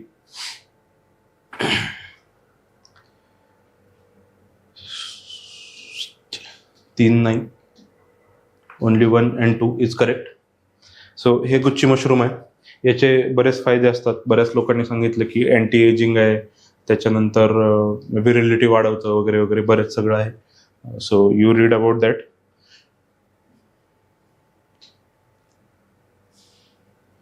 With reference to PET आपण सायन्सच्या क्लासमध्ये केलेलं आहे. तर PET रिसायकल करता येतं. Yes, but let us see की याच्यामध्ये काय काय म्हणतंय. It's fibre can be blended with the wool and cotton fibres to enforce their property. Yes, हे बघा, हे PET बरोबर आहे. आपण हे त्या दिवशी बघितलं होतं. Containers made of it can be use to store any alcoholic beverage, है ना, एनी अल्कोहोलिक बिवरेज. आपल्याला माहिती आहे की अल्कोहोलिक बिवरेजेससाठी खास करून जे पिणारे लोक आहेत, बैठकीला बसणारे लोक आहेत, त्यांना माहीत असतं की आपण काचेचे ग्लास वापरतो, PETचे ग्लास नाही वापरत. So you have to remove that option. Bottles made of it can be recycled into other products. Yes, हे आपण बघितलं होतं. PETच्या बाजूला असं रिसायकलिंगचं साईन असतं केलेलं है ना, हे रिसायकलिंगचं साईन आणि एक हे साईन असतं केलेलं PETचं. Articles made of it can easily be disposed by incineration without causing greenhouse gas emission. आता तुम्ही इन्सिनरेट केलं, काहीतरी जाळलं, अगदी कागद जरी जाळला तरी पण कार्बन डायऑक्साईड नावाचा ग्रीन हाऊस गॅस बाहेर येतो. मग PET मध्ये तर ऑब्व्हियस येणार आहे. So this can be again rejected. So option A. आता हे अशी बारीक सारीक इन्फॉर्मेशन आपण वाचू शकत नाही, बट इथं लॉजिक लागतं. UPSC तेवढी काळजी घेतं की आपलं लॉजिक लागावं है ना. सो आपण PET विषयी डिटेल बघितलेलंच आहे याआधी. So let us move on to the next question. Which of the following is not a bird. तर हा मासा आहे गोल्डन माशीर, आणि हे सगळे जे आहेत, आयबिस नावाचा बर्ड आहे, आपल्याला माहिती आहे ibis is very famous. Nightjar हा पण एक पक्षी आहे, हा पण फार फेमस आहे. माशीर जो आहे, माशीर हा मासा आहे, हा माशीर फार सारखं न्यूजमध्ये असतो. इंडियामध्ये वेगवेगळ्या प्रकारचे माशीर आहेत. तर गोल्डन माशीर जो आहे, तर याला प्राईड ऑफ पंचरत्न म्हणतात. हा काश्मीर आणि नेपाळ वगैरे त्या भागामध्ये आहे. नॉर्थ इंडियाच्या एकदम तराई रिजनच्या जवळपास हा मासा राहतो, आणि हा खूप मोठा होतो मासा, म्हणजे असं त्याला दोन्ही हाताने उचललं जातं. ॲक्च्युली काही फोटोज होते काही माणसांचे माशीर उचललेले, पण त्यांच्याशी संपर्क नाही होऊ शकला. अदरवाईज मी तुम्हाला दाखवलं असता मासा किती मोठा आहे तो. सो हे त्या वर्षी न्यूजमध्ये होतं, आणि डिप्लोमसीसाठी माशीरचा वापर केला जातो. Yes. Which of the following is nitrogen fixating plant. आता बघा, याच्यात आपल्याला बऱ्याच काही गोष्टीची माहिती नाही, पण एक माहिती आहे की लेग्युमिनस प्लांट जे असतात तर ते नायट्रोजन फिक्सेशन करतात. म्हणजे झाडाच्या खाली लेग्युम्स आले पाहिजेत, गुठळ्या आल्या पाहिजेत है ना. हे आपलं बेसिक इयत्ता 4थीचं नॉलेज आहे. मग त्याच्यामध्ये काय आहे, तर हे जे चिकपी आहे तर त्याच्या खाली लेग्युम्स असतात, कारण ते पी आहे, चिकपी डाळी नायट्रोजन फिक्सेशन करतात. सो 3 नंबरचं ऑप्शन आपल्याला पाहिजे. 3 ज्याच्यात नाही ते दोन्ही काढून टाका. आता नेक्स्ट बघा की पालकाची आपण घरी भाजी येते स्पिनॅच, आणि पालकाच्या रूट्सना काहीच लेग्युम्स नसतात, तर त्यामुळे हे पालक पण काढून टाका. आता हे बाकीचे बऱ्याच लोकांना माहित नसतं, अल्फाल्फा काय, अमरंथ काय, हे पुरुसलेन काय, क्लोवर माहित असतं की क्लोवर म्हणजे आपलं क्लोवर असतं, लवंग क्लोवर असते. सो पालक पण काढून टाका, आणि option A is the right answer. बऱ्याच लोकांना असं होतं की अल्फा पासून वाचत आपल्याला माहित नाही, इथंपर्यंत सोडून देतात, आणि हे सोपे ऑप्शन ते वाचतच नाही. हे जे पुर्सलेन कुल्फाय ही घोळाची भाजी असते, आपल्या इथं जे घोळाची भाजी बनते ती असते, त्याच्यामध्ये पण लेग्युम्स नसतात, त्याच्यामध्ये पण नायट्रोजन फिक्सेशनसाठी लागणाऱ्या गुठळ्या नसतात. So that is also wrong. Amaranth जे आहे, अमरंथमध्ये पण नसतं ते. अल्फा एक प्रकारचं गवत आहे, आणि ते नायट्रोजन फिक्सेशनसाठी फार फेमस आहे ॲक्च्युली. बायोरॉक टेक्नॉलॉजी, ही टेक्नॉलॉजी खूप वर्ष झालं न्यूजमध्ये होती. रादर ते 2020 मध्येच क्वेश्चन यायला पाहिजे होतं असं त्यावेळी आमच्या काही सरांचं म्हणणं होतं, पण ते 2022 मध्ये आलं. याच्यात काय करतात, तर हा एक रॉक बनवतात, आणि इथं प्रीफॉर्म कोरल्स आहेत, हे प्रीफॉर्म कोरल्स आहेत, आणि इथं त्याला पॉझिटिव्ह आणि निगेटिव्ह हे जोडलं जातं. मग त्याच्यामुळं काय होतं, त्याच्यामध्ये कार्बोनेट रॉक तयार होतो है ना. इथं दगड तयार केला जातो, जे कोरलच्या स्ट्रक्चरसाठी लागणारा जो रॉक आहे तो रॉक तयार केला जातो. हा का करायचा, कारण ओशन ऍसिडिफिकेशनमुळं कोरल लॉस होऊ लागलाय, ग्लोबल वॉर्मिंगमुळे कोरल लॉस होऊ लागलाय, तर हे नवीन कोरल बनवायच्या संदर्भामध्ये हे आहे. So that was a very direct question, very called for question. याच्यामध्ये बाकी काही वाचायची गरज नाही, फक्त हे एका ऑप्शनवर लक्ष द्या, providing salt lick for wild animals. आपण बघितलं असेल की बरेच प्राणी दगड चाटतात, तर बऱ्याच ॲनिमल्सला मीठ खायची गरज असते, कारण मीठ त्यांच्या शरीरामध्ये न्यूरल पाथवेसाठी लागतं. जे काम आपल्या शरीरात मिठाचं आहे ते त्यांचं आहे, ते पण त्यांच्या शरीरात असतं, पण आपण त्यांना मीठ खाऊ घालत नाही, तर त्यामुळं ते दगड चाटतात. हे परत कधी कामाला येऊ शकतंय. मियावाकी मेथड हा पण खूप जास्त सोपा प्रश्न आहे, की याच्यामध्ये मियावाकीमध्ये फॉरेस्टेशन करतात, mini forest in urban areas. आता ऑप्शन्स बघा. Promotion of commercial farming in semi arid areas, हे नाही, कमर्शियल फार्मिंगसाठी मियावाकी नाही वापरले जात. Development of garden using GM flora, तर ह्याला परमिशनच नाही इंडियामध्ये, आणि जे झालं समजा हे तर बॉटॅनिकल गार्डन्समध्ये होतं, पब्लिकमध्ये नाही होत. Harvesting wind energy on coastal areas and sea surface, yes that's not Miyawaki method, त्याला पवनचक्क्या उभ्या करणं म्हणतात, त्याची काही सेपरेट मेथड नाही अशी. हे मियावाकी फॉरेस्ट बघा, याच्यामध्ये काय आहे तर प्रिन्सिपल असं आहे की खूप सगळ्या कमी एरियामध्ये खूप सगळी झाडं लावायची, आणि मग this tree will compete with each other, आणि ते हे ग्रो करतील, लवकर फास्ट ग्रो करतील, अशी आयडिया आहे त्याच्यामध्ये. द इंडिया सॅनिटेशन कोएलिशन, हा क्वेश्चन ॲक्च्युली खूप टफ होता, कारण याच्यामध्ये वेगवेगळ्या बॉडीजचा उल्लेख आहे, आणि ही ऑर्गनायझेशन कोणालाच माहीत नाही. तर तुमच्या जागी मी असतो तर I would have skip this question, आणि actually I had skip this question. India sanitation coalition जे आहे तर ते is a platform to support sustainable sanitation and funded by government of India and world health organisation. No, हे फिक्कीनी तयार केलेली organisation आहे. चेंबर ऑफ कॉमर्स जे आपलं FICCI, federation of commerce. National institution of urban affairs, हे जे आहे तर हे अपेक्स इन्स्टिट्यूशन नाही आहे. Yes, it's institution in ministry, but it's not an apex institution. Apex इन्स्टिट्यूशनच्या अंडर सगळं येतं. उदाहरणार्थ पंचायती राजमध्ये जिल्हा परिषद अपेक्स इन्स्टिट्यूशन असतं.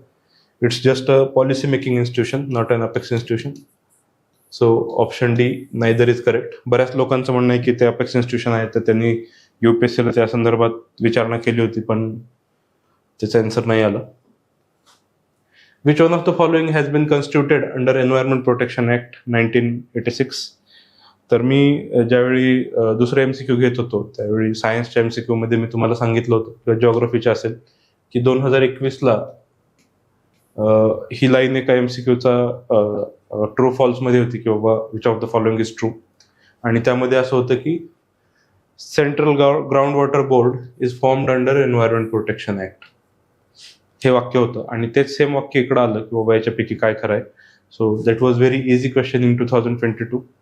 द लर्निंग हेअर इज की तुम्ही वेगवेगळ्या प्रकारचे जे बॉडीज आहेत एन्व्हायरमेंट प्रोटेक्शन ॲक्टमध्ये तयार झालेले ते बघा, किंवा त्या ॲक्टच्या अंडर कुठल्या कुठल्या बॉडीजना मदत केली जाते हे पण बघा. With reference to Indian law about wild life protection, wild animals are the sole property of government. Prima facie हे स्टेटमेंट बरोबर वाटतं की वाईल्ड ॲनिमल्सवर गव्हर्नमेंटचा कंट्रोल आहे, त्यांना काही झालं तर गव्हर्नमेंट बघतं वगैरे. But look at the word sole property, फक्त गव्हर्नमेंटची मालकी आहे. तर असं नसतं. आपल्याला महादेवी नावाची हत्ती माहिती आहे, हत्ती जी की कोल्हापूरला होती, आणि तिच्यावरून बरंच आंदोलन वगैरे झालं होतं. किंवा आता वनतारा प्रोजेक्ट पण आहे जिथं वाईल्ड ॲनिमल्सची काळजी घेतली जाते. तर त्या लोकांचे राईट्स नाही आहेत का त्याच्यावर? ऑब्व्हियसली त्यांच्यावर राईट आहेत. गव्हर्नमेंटचे राईट सुपरसिडिंग आहेत, कारण गव्हर्नमेंट हे त्या वेल्थचं प्रोटेक्शन करतं. मग एक केस पण झाली होती, विश्वनाथन केस मद्रास हायकोर्टची, तर त्यांनी ना वाईल्ड ॲनिमल्सला वेल्थ ऑफ नेशन सांगितलं.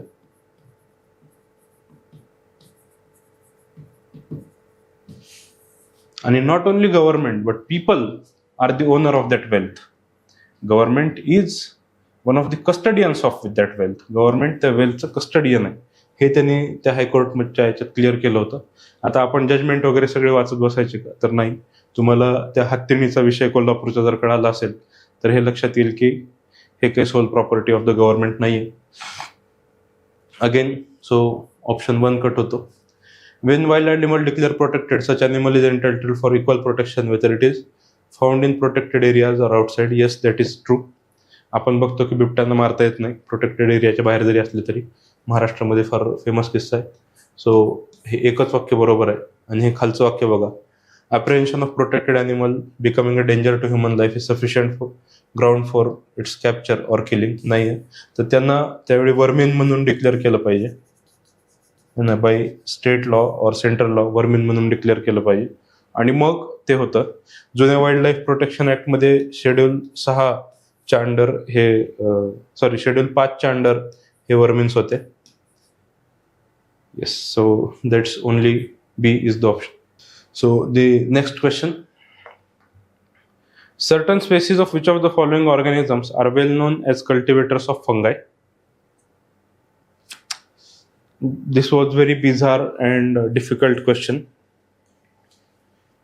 ऍक्च्युली हे ज्याला माहिती आहे त्याला माहिती आहे, ज्यांनी नॅशनल जिओग्राफिक डिस्कवरीमध्ये कधीतरी बाय चान्स बघितलं असेल तर तुम्ही बघितलं असेल, इथं कुठल्याच प्रकारचं लॉजिक लागत नाही. एक दोन लॉजिक लागतात की बाबा इथं कॉक्रोच नाही करू शकणार अगेन, बट अँट आणि कॉक्रोचमध्ये काही फार फरक नाही. सिमिलरली हे सगळेच इन्सेक्टच आहेत बऱ्यापैकी, सो इथं फारसं लॉजिक नाही लागत. सो आय वुड सजेस्ट की नका करू. पण आता मी याच्याविषयी कोर्स घेतोय तर मला माहिती सांगणं गरजेचं आहे. एक अतिनी नावाची मुंग्यांची प्रजाती आहे जे की फंगस कल्टिवेशन करतं. बस याच्यात काही रिव्हर्स इंजिनिअरिंग कारण डिगिंग करायसारखं नाहीये, हा प्रश्न येणार नाही. Which of the above in the environment is cause of acid rain? इयत्ता 7वीचा प्रश्न. ऍसिड रेन कशा कशामुळे होतो?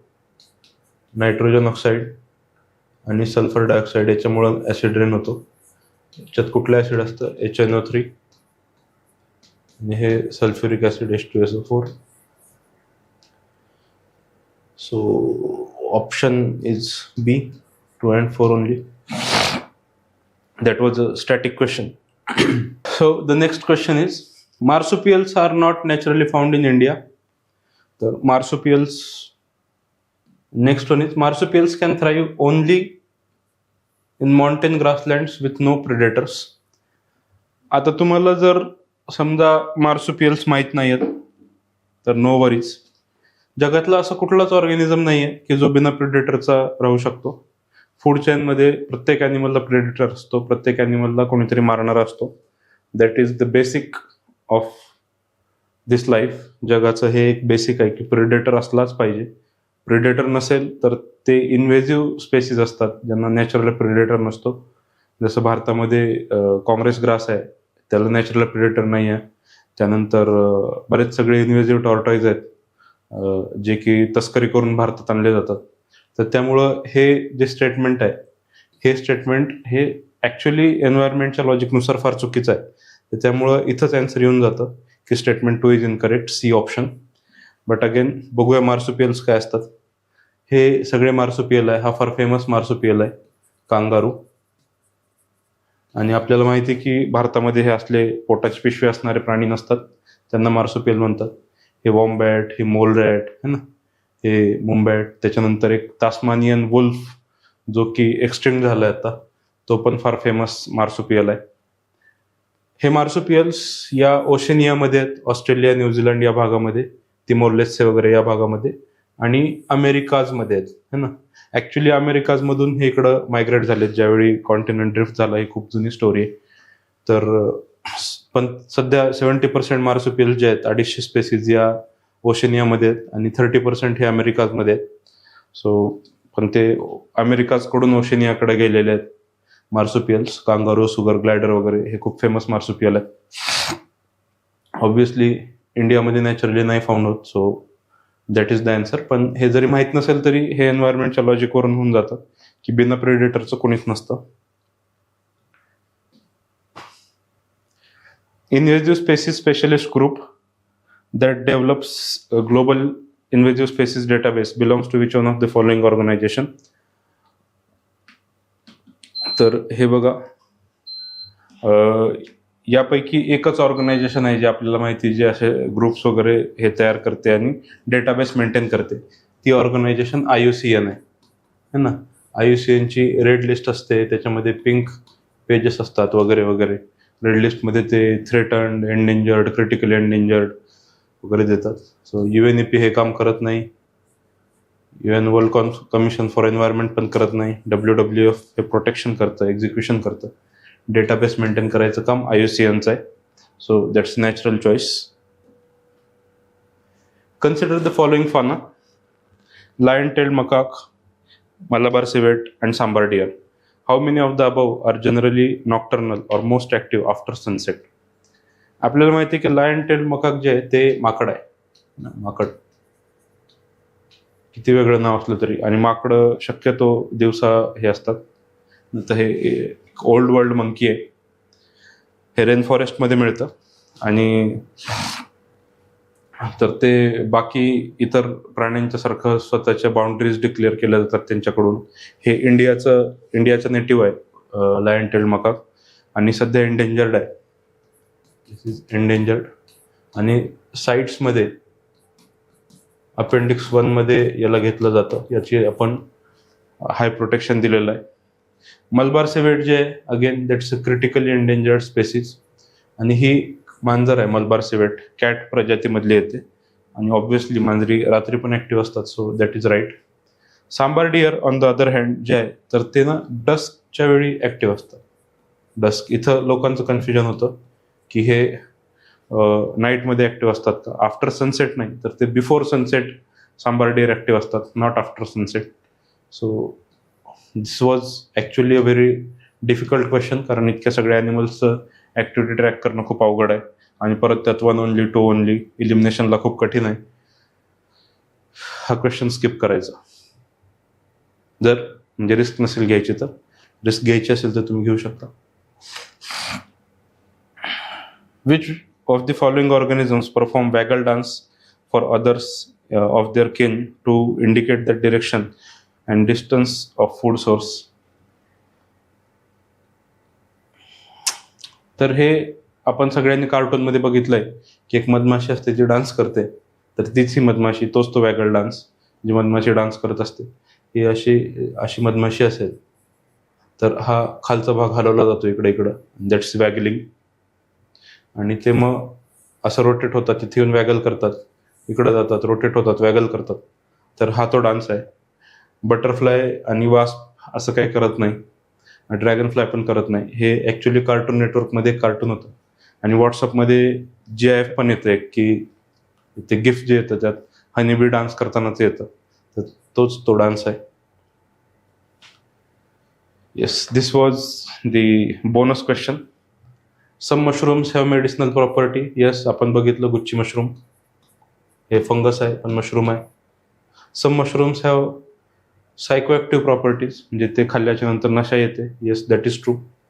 सम mushrooms have insecticidal property. Yes, that is again true. Some mushrooms have bioluminescent property.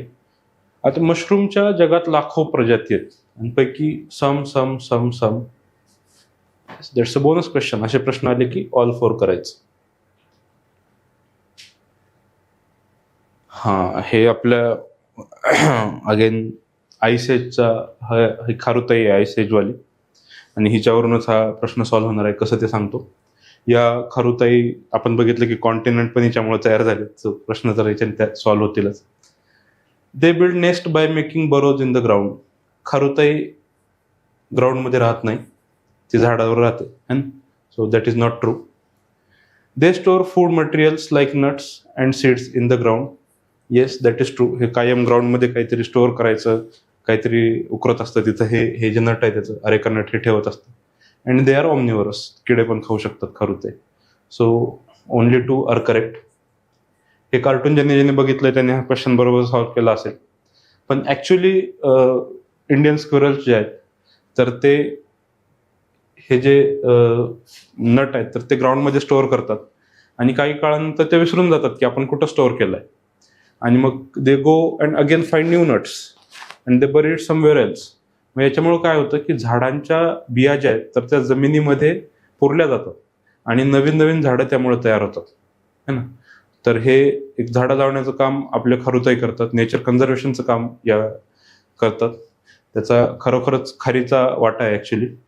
तर त्यामुळं 2 आणि 3 बरोबर आहे. Only 2 is correct. Again this is bonus question. Some micro organisms. जगात इतके मायक्रो ऑर्गॅनिझम्स आहेत की आपल्याला माहीत पण नाही. कोट्यावधी मायक्रो ऑर्गॅनिझम्स आहेत. पैकी 1-2 जरी असतील तरी हे सगळे वाक्य बरोबर येऊ शकतात. हाच बस इतकाच विचार घेऊन ऑल 3 करायचं. ज्या लोकांना असं वाटतं की याच्यातली माहिती द्यावी, तर त्यांनी खुशाल PhD करा. आपण टाइमपास नाही करायचा. Yes. Which one of the following makes tool with stick to scrape insects from the hole in a tree or log of wood? हे ॲक्च्युली यूज ऑफ टूल्स आहे, आणि आपल्याला माहिती की टूल्स यूज करणारी एकच प्रजाती जगात आहे, ती म्हणजे माणूस. मग माणसाचे जवळचे जे रिलेटिव्ह आहेत तर ते काही छोटे छोटे टूल्स यूज करू शकतात, जसं की माकडाच्या गे प्रजाती, ही जी ओरंगटन प्रजाती आहे तर ही स्टिक्स यूज करते.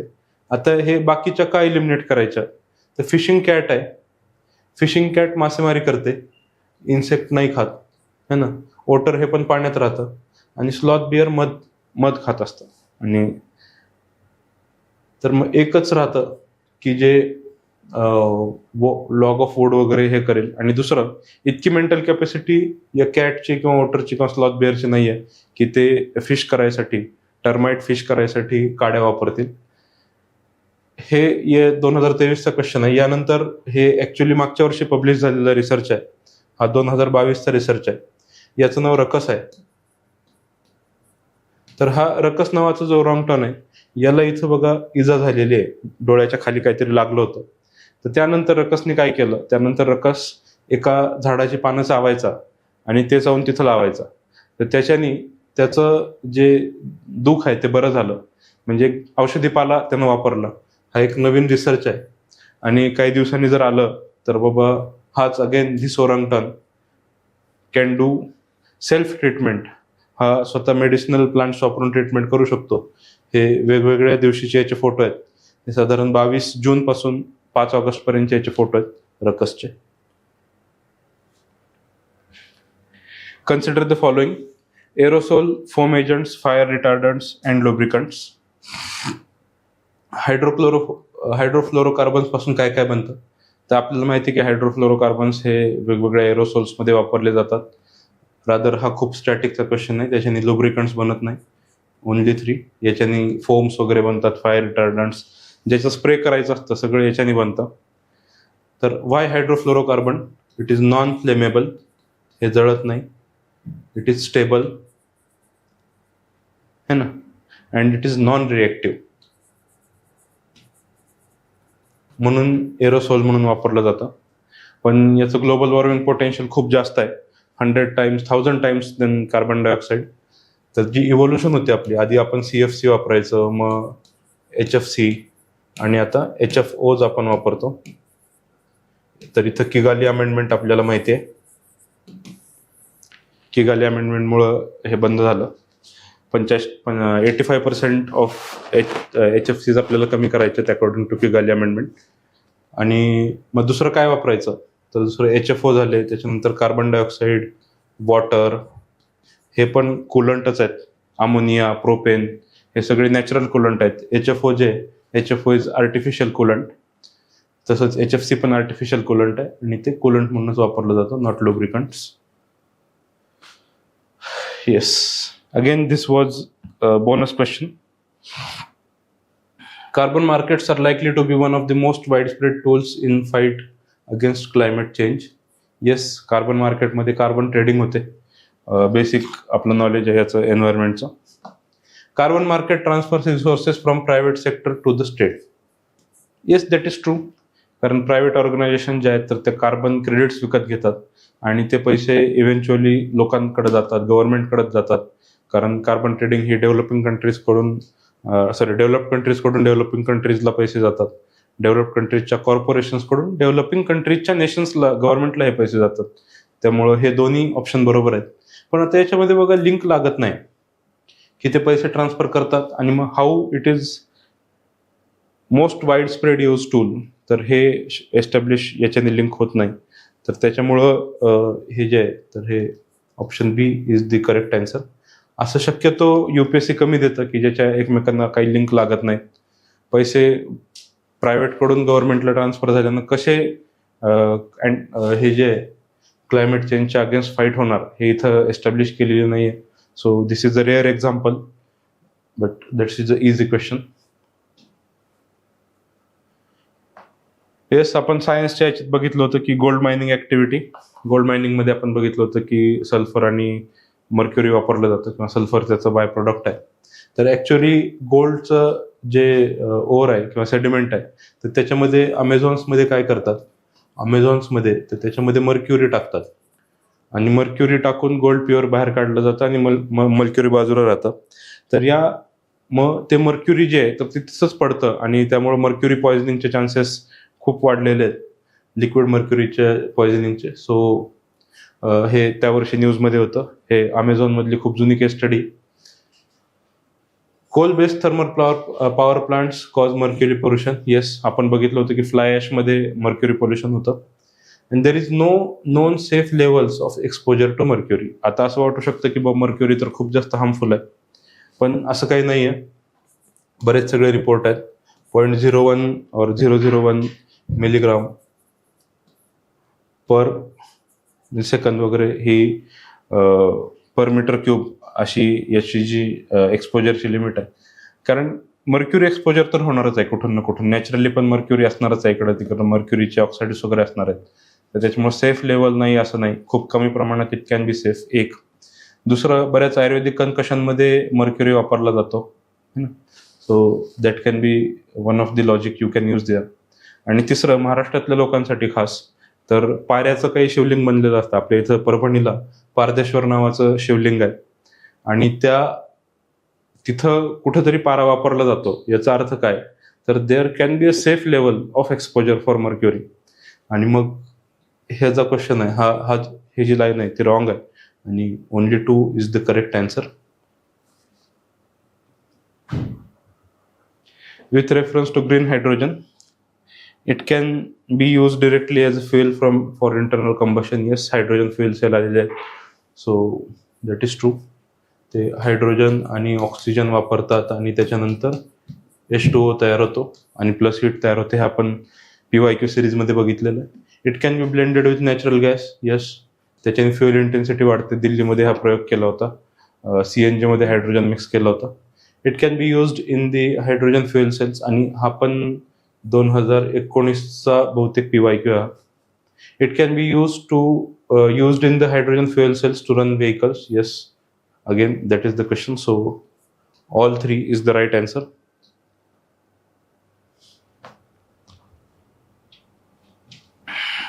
Consider the following activities. Spreading finely ground basalt rock on farmland extensively. आता हे विचारलंय की कार्बन कॅप्चर आणि सिक्वेस्ट्रेशनसाठी काय काय मेथड्स आहेत. तर बेसाल्ट रॉक जर आपण स्प्रेड केला तर त्याच्यामुळं कार्बोनेट जे आहे तर ते वाढतं, बेसाल्टमध्ये असतं.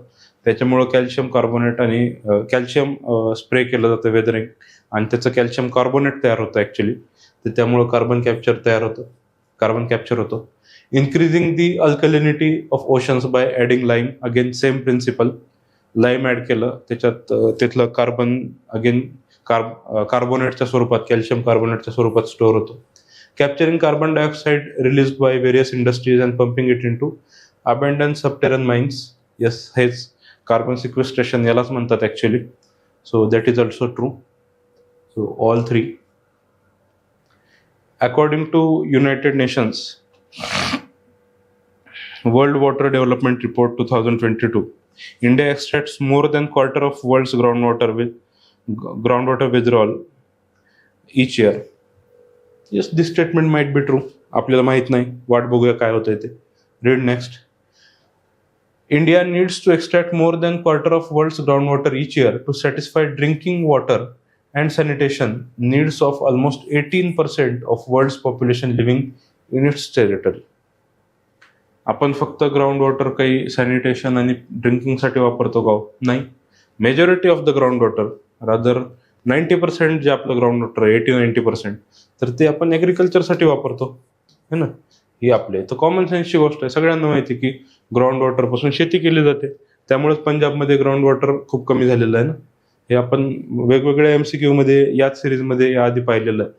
So that is wrong. आणि जर स्टेटमेंट 2 रॉंग असेल तर एकच आन्सर आहे, दॅट इज C. हे असंच सोडवायचं. हे रिपोर्ट बरोबर आहे का चुकीचं आहे का काय काही देणं घेणं नाही. हे स्टेटमेंट फार सोपे असतात. रादर या स्टेटमेंटमुळे आपल्याला मदत होते.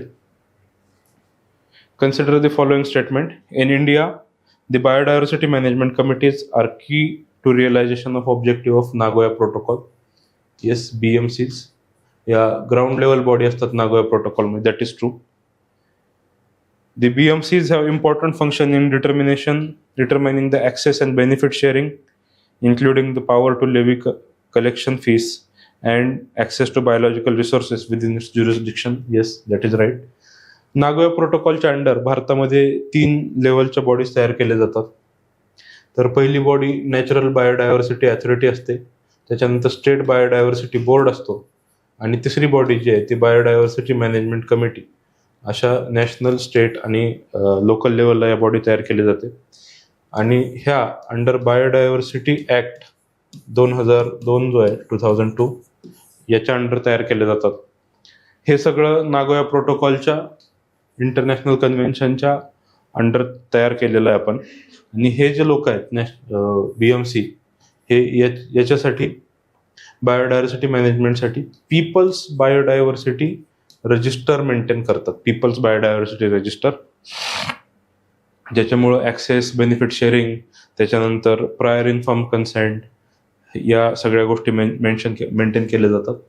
हे जे सगळं आहे हे नागोया प्रोटोकॉल वगैरे हे आपल्याला माहिती की UN कन्व्हेन्शन ऑन बायोडायव्हर्सिटी जे UNCBD तर त्याच्या अंडर येतं. 2-3 प्रोटोकॉल आहेत, नागोया, कोलालंपूर आणि त्याचा नागोया कार्टाजिना आणि त्याचा सप्लिमेंटरी कोलालंपूर हे पण आहे.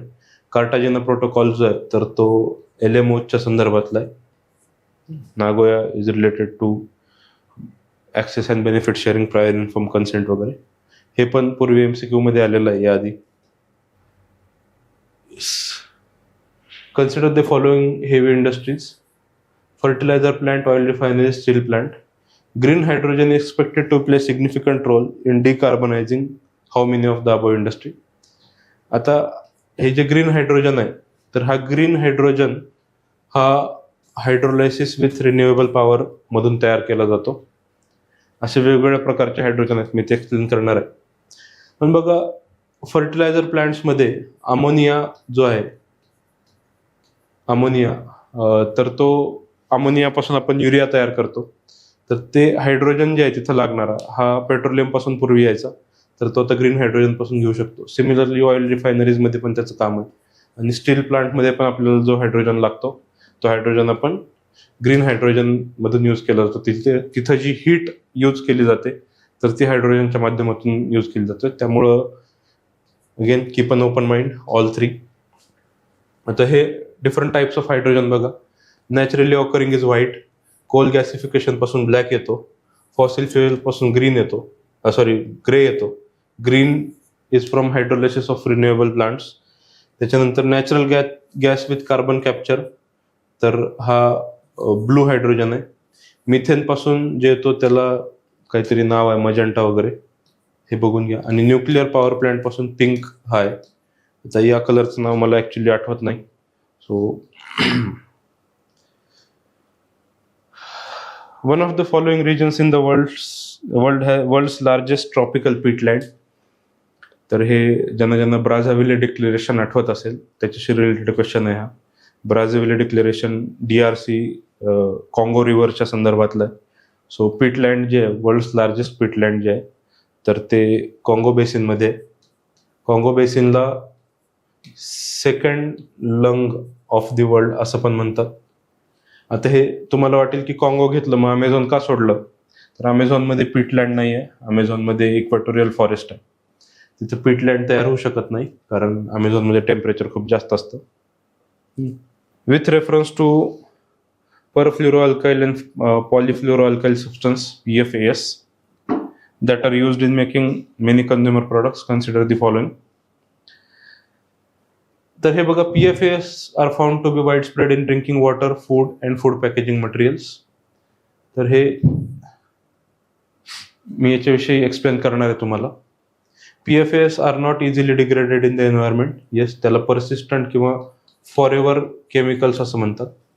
Persistent exposure to PFAS can lead to bioaccumulation in animal bodies. तर या बायोअक्युम्युलेशनमुळं न्यूरोलॉजिकल डिफेक्ट्स होतात नवीन येणाऱ्या जनरेशनमध्ये. तर हे वाईड स्प्रेड असतात, फूड पॅकेजिंग मटेरियल्समध्ये असतात, तर याला फॉरएव्हर केमिकल्स म्हणतात. So all 3 is the right. याच्याविषयी थोडीशी माहिती मी याच्यासाठी देणार आहे की हा जो क्वेश्चन आला होता हा करंट अफेअर रिलेटेड होता. आणि इटलीमध्ये त्यावेळी बऱ्याच बायकांनी PFASची फॅक्टरी बंद पाडली होती आणि तो प्रोटेस्ट खूप नेशन वर्ल्ड वाईड गाजला होता. तर त्याला PFAS पिफास मॉम्स असं प्रोटेस्टचं नाव होतं, पिफास मॉम्स. बऱ्याच मातांनी त्याला विरोध केला कारण त्यांच्या पोटातल्या बाळांना याचा त्रास होत होता. हा गव्हर्नमेंट एक्झामचा पेपर आहे, सो सगळं छान छान लिहिलं याच्यामध्ये. नॉट इझिली ग्रेडेड, बायोअक्युम्युलेशन होतं, हे हार्मफुल आहे वगैरे इथपर्यंत झालं. नो पिफास, मॉम्स इटालिया आणि इंडिया असं दिलंय है ना. तर हे तिकडून, आणि हा जो फोटो आहे हा फोटो भारतातला आहे. हा लोटे परशुराम नावाचं एक विलेज आहे कोकणामध्ये. तर कोकणामध्ये आपल्या इथं पिफासची फॅक्टरी तयार करायचा गव्हर्नमेंटचा प्रयत्न चालू आहे. आणि हे लक्ष्मी ऑर्गॅनिक नावाची फॅक्टरी आहे, तर त्याच्या विरोधात काही लोकांनी खूप आंदोलन केलं होतं मध्यंतरी. त्याची फार न्यूज झाली नाही. पण जर एक्झामच्या मध्ये पण आपल्याला हे येतं की बाबा या गोष्टी या कामाच्या नाही आहेत, पिफास खूप हार्मफुल आहे, पण तरी पण आपल्या देशामध्ये ही फॅक्टरी येते आणि हे याचं कनेक्शन आहे. तर त्यामुळं हा क्वेश्चन यावर्षी इम्पॉर्टंट आहे, कारण हे यावर्षी अजून एकदा येऊ शकतं एक्झाममध्ये similar. So consider the following. Carbide beetles, centipedes, flies, termites, wasp. Parasitic species are found in how many of the above organisms? Parasitic species म्हणजे पॅरासाइट्स जे की दुसऱ्या ऑर्गॅनिझम्सवर लीच करतात त्यांना आणि तिथं राहतात, परपोषीय जीव असतात. तर वरीलपैकी किती घटकांमध्ये पॅरासिटॉइड स्पेसिस आढळून येतात? हा ॲक्च्युली खूप डिफिकल्ट क्वेश्चन आहे, कारण याच्यामध्ये इलिमिनेशनला पण काही स्कोप नाही, ओनली 1, ओनली 2 वगैरे असं काहीतरी दिलेलं आहे. तर आत्ताच्या रिसर्च नंतर मला असं लक्षात आलंय की या 3 याच्यामध्ये पॅरासिटॉइड स्पेसिस असतात आणि बीटल्स आणि सेंटिपेड्समध्ये नसतात. बट अगेन तुमच्या ठिकाणी जर मी असतो तर I would have skipped this question. हा खूप डिफिकल्ट आहे. त्यावर्षी काही लोकांचं लॉजिक होतं की जितके नंबर ऑफ हे दिलेले आहेत, ऑप्शन्स दिलेले आहेत पैकी -2 करायचं आणि जो असेल ते लिहायचा. बट अगेन्स्ट ती तुक्केबाजी I won't promote from this ground. So kindly note की असे क्वेश्चन स्किप केलेले बरे असतात है ना. हां, the organism cicada, frog hopper and pond skaters are. आता बघा हे असे प्रश्न परत येऊ लागलेत है ना. हे पूर्वी यायचे 2021 वगैरे, की काहीतरी एक द्यायचं आणि शोधा म्हणायचं. आता हे पॉन्ड स्केटर आपण सगळ्यांनी बघितलेलं असतं. पॉन्डमध्ये हा कीटक आहे हे आपल्याला लक्षात येतं. सिकाडा पण कीटक आहे. ग्रास हॉपर सारखा फ्रॉग हॉपर, त्यांनी डायरेक्ट ग्रास हॉपर दिला असतं तर सगळ्यांनी त्यांचं इन्सेक्ट लावून दिलं असतं. बट अगेन हा तुम्ही बघितलेला पक्षी आहे, बऱ्याच सगळ्या तळ्यांमध्ये वगैरे असतं आणि इट इंडिकेट्स की pond is in good health. तर हा पॉन्ड स्केटर आहे. Many chewing gums found in the market are considered a source of environment pollution. Yes, कारण च्युइंगम मध्ये प्लास्टिक असतं आणि that is non biodegradable easily, so pollution असतं. Again chewing gums पासून ते लवकर डिग्रेड नाही झाल्यामुळं त्याचं पोल्युशन होतं. Many chewing gums contain plastic as a gum. Yes, त्यामुळेच ते एन्व्हायरमेंटल पोल्युशन आहे. त्यामुळे स्टेटमेंट 1 जे आहे, स्टेटमेंट 2 जे आहे तर ते 1ला एक्सप्लेन करत आहे. So it's a very easy question. So next question. Consider the following pairs. Brazil इंद्री, इंडोनेशिया इल्क आणि मादागास्कर बोनोबो. तर ज्यांना अँथ्रोपोलॉजीचं नॉलेज आहे त्यांना हा क्वेश्चन थोडासा इझी जाईल. याच्यामध्ये इंद्री जे आहे, तर इंद्री हे एक एंडेंजर्ड स्पेसिस आहे आणि हे प्रायमेट्स माकडासारखं दिसतं. हे मादागास्करमध्ये मिळतं है ना. So this is the pair. Elk जे आहे, इल्क हे नॉर्थ अमेरिका आणि सेंट्रल एशियामध्ये मिळतं. हे एक रेड डिअरची स्पेसिस आहे, एक डिअरची स्पेसिस आहे है ना. सो इंडोनेशियामध्ये नसतं आहे. आणि बोनोबो नावाचं जे माकड आहे, तर बोनोबो हे आफ्रिकेमध्ये मिळतं, कॉंगो बेसिनमध्ये है ना, Africa. Again this was very difficult question. None is the answer. बऱ्याच लोकांनी काय काय लॉजिक लावायचा प्रयत्न केला पण इथं काही लॉजिक लागत नाही. हे सगळे न्यूजमध्ये होते की हे तिन्ही प्राणी न्यूजमध्ये असणार आहेत, एंडेंजर्ड आहेत. But again it is very difficult to know की त्यांचं एक्झॅक्ट लोकेशन काय काय, हे कंट्रीज आहेत का, ते कॉन्टिनेंट आहेत का वगैरे वगैरे. मी स्वतः कन्फ्यूज होतो की बोनोबो इंडोनेशियामध्ये आहे का, पण नाही आहे. So that was very difficult question. Yes, हा क्वेश्चन ॲक्च्युली फार सोपा आहे आणि परत एकदा आपलं एलिमिनेशन टेक्निक आता वर्क होताना दिसते 2024 पासून. So read this question. Lions do not have particular breeding season. आता इतकं डिटेल फॅक्ट आपल्याला माहीत नसतं, पण ठीक आहे. Unlike most other big cats, cheetahs do not roar. भारतामध्ये चिता इंट्रोड्यूस केले त्यावेळी याच्यावर खूप सगळे मीम्स आले होते, चिता म्याव करतंय म्हणून. Yes, so cheetah does not roar, that is true. Unlike male lion, male leopards do not proclaim their territory by scent marking. तर आपल्याला माहिती आहे की सगळेच जे आहेत तर ते सेंट मार्किंग करतात. Actually they go and piss there, ते लघवी करून त्यांचं सेंट मार्क करतात. Big cats do that, male leopards पण करतात. So that statement is wrong. याच्यातलं हे एकच स्टेटमेंट माहीत पाहिजे. तर मग याच्यावरून असं कळतं की लायन्सला पर्टिक्युलर ब्रीडिंग सीझन नाही आहे. Yes, lions do not have particular breeding seasons. Actually बऱ्याच सगळ्या मेजर कॅट्सना ब्रीडिंग सीझन नाही. Yes. How many of the above are considered as distributed energy resource. Distributed energy resource म्हणजे स्प्रेड केलेला energy resource काय काय. बॅटरी स्टोरेज, येस नावातच आहे, बॅटरी म्हणजे डिस्ट्रीब्युशन केलेलं असतं. फ्युएल सेल पण तसंच आहे. रूफटॉप फोटोवोल्टाईक युनिट्स, तर हे पण डिस्ट्रीब्युटेड एनर्जी स्टोरेज आहे, कारण ते आपली आपली एनर्जी तयार करतात, सेंट्रल एखाद्या थर्मल पॉवर प्लॅन्टपासून घेत नाही. आणि सिमिलरली बायोमास जनरेटर्स पण ते खूप कमी एनर्जी जनरेट करतात. तर त्यामुळे हे सगळे जे आहेत तर ते ग्रीडपासून दूर असतात. जे सेंट्रल ग्रीड आहे, सेंट्रल ग्रीड याच्यापासून दूर असणारे हे सगळे एनर्जी स्टोरेज युनिट्स आहेत आणि त्यामुळे त्याला डिस्ट्रीब्युटेड एनर्जी रिसोर्स म्हणतात. So this was the question of logic. हे लॉजिकचा क्वेश्चन आहे, याच्यामध्ये फारसं काही रिसर्च करायसारखं नाही आहे. याच्यामध्ये कन्फ्युजन होऊ शकतं की बाबा हे एनर्जी जनरेशन करतं, पण अगेन एनर्जी जनरेशन करतं तिथे इन्व्हर्टर पण असतं. So that is been considered. Which one of the following shows unique relationship between insect that have co-evolved with it and that is only insect that can be pollinate this tree? तर हे आहे wasp आणि fig. याला बऱ्याचदा fig wasp असं पण नाव आहे. Fig wasp आपण बघितलेलं आहे की अंजीर जे असतात, अंजिरामध्ये बऱ्याचदा किडा निघतो, तर हा तो किडा आहे वास्प नावाचा. हा किडा ॲक्च्युली या अंजिरामध्ये जातो आणि मध्ये जाताना याचे हे अँटेने आणि हे तुटतात पंख, आणि मग तो इथं जाऊन याला पॉलिनेट करतो आणि तो तिथंच मरतो.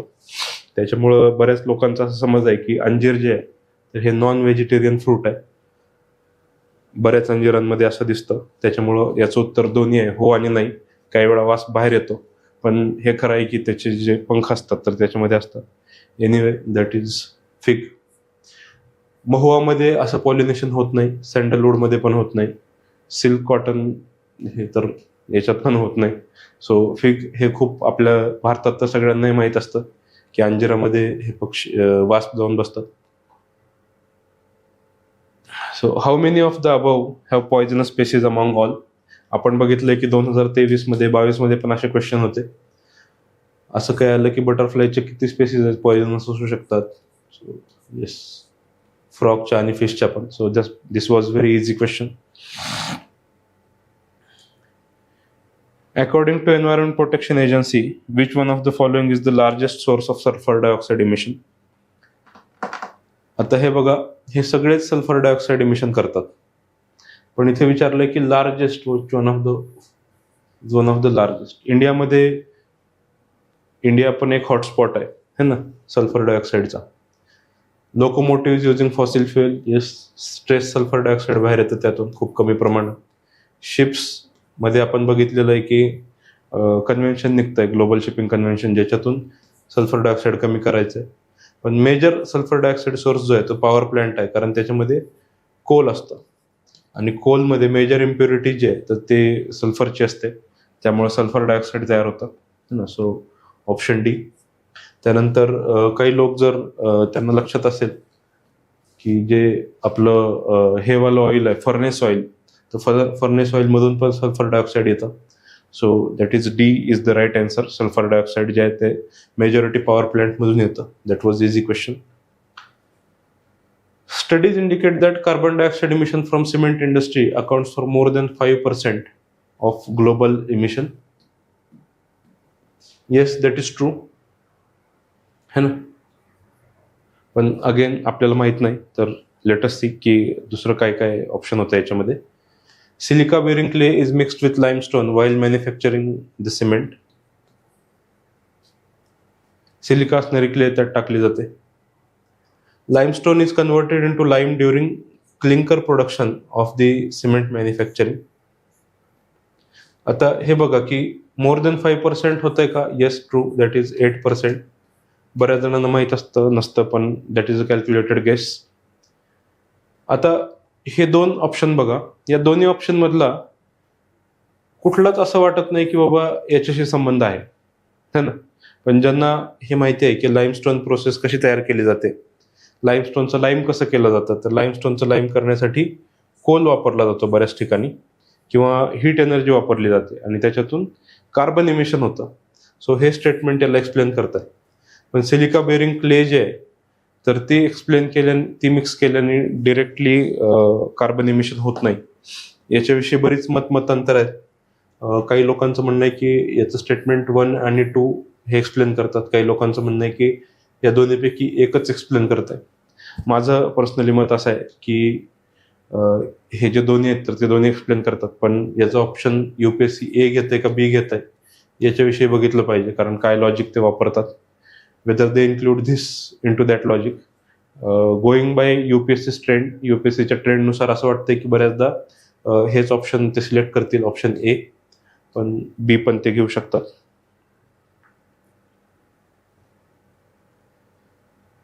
At the 28th United Nations Conference, Climate Change Conference, COP28, India refrained from signing Declaration on Climate and Health. Yes, that is true. हे करंट अफेअरचं पार्ट आहे, तर त्या वर्षी इंडियानं साईन नव्हतं केलं. The COP28 declaration on climate change and health is binding declaration. If signed it becomes mandatory to decarbonise health sector. Yes, it is non binding. If India's health sector is decarbonized, the resilience on healthcare system may be compromised. Resilience of the healthcare system, yes, that is true. त्यामुळेच आपण sine नाही केलं, but actually it's legally non binding. आणि त्याच्यामध्ये भारताचं जे motor आहे, common but differential CBDR, common but differential responsibility, हे त्याच्यामध्ये फुलफिल होत नव्हतं, म्हणून इंडियानं साईन नाही केलं. So that is not legally binding, it is legally non binding. जर हे दोन्हीपैकी एक ऑप्शन चुकीचं असेल, सो ओनली 1 इज करेक्ट, है ना. सो एकच ऑप्शन आपल्याला आहे, C ऑप्शन, आणि हे एक्सप्लेन करत आहे. Question 33. Scientific study suggest that shift is taking place in earth rotation and axis. Yes, that is true. हे जर माहीत नसेल तर खालचे ऑप्शन वाचा, तुमच्या लक्षात येईल की ते ट्रू आहे. Solar flare and association coronal mass ejections bombarded the Earth's outermost atmosphere with tremendous amount of energy. Yes, that is also true. As Earth's polar ice melt, the water tends to move towards the equator. Yes, that is also true. आता हे reason आहे याचं, ज्याच्याने axis shift होतोय, ice melt होत आहे. पण आता हे जे आहे हे ट्रूच आहे, हे खूप वर्षांपासून होतं. हे जेव्हापासून पृथ्वी आहे तेव्हापासून सोलर फ्लेअर्स येत आहेत. आता काय चेंज झालंय, तर आता ग्लोबल वॉर्मिंग वाढलंय. But so this, while this is true, this can not be the reason. हे जरी खरं असलं तरी हे रिझन होऊ शकत नाही. हे मात्र रिझन आहे का? कारण ग्लोबल वॉर्मिंगमुळं पोलार आपलं जे हे आहे, अर्थचा ॲक्सिस जो आहे तो चेंज होतोय. आणि this is true since the inception of earth, है ना. ग्रीन हाऊस गॅस याच्या आधीपासून हे आहे. तर त्यामुळं दोन्हीपैकी एक, दोन्ही स्टेटमेंट ट्रू आहेत, पण एकच स्टेटमेंट करेक्ट एक्सप्लेन करत आहे. So B is the right option, है ना.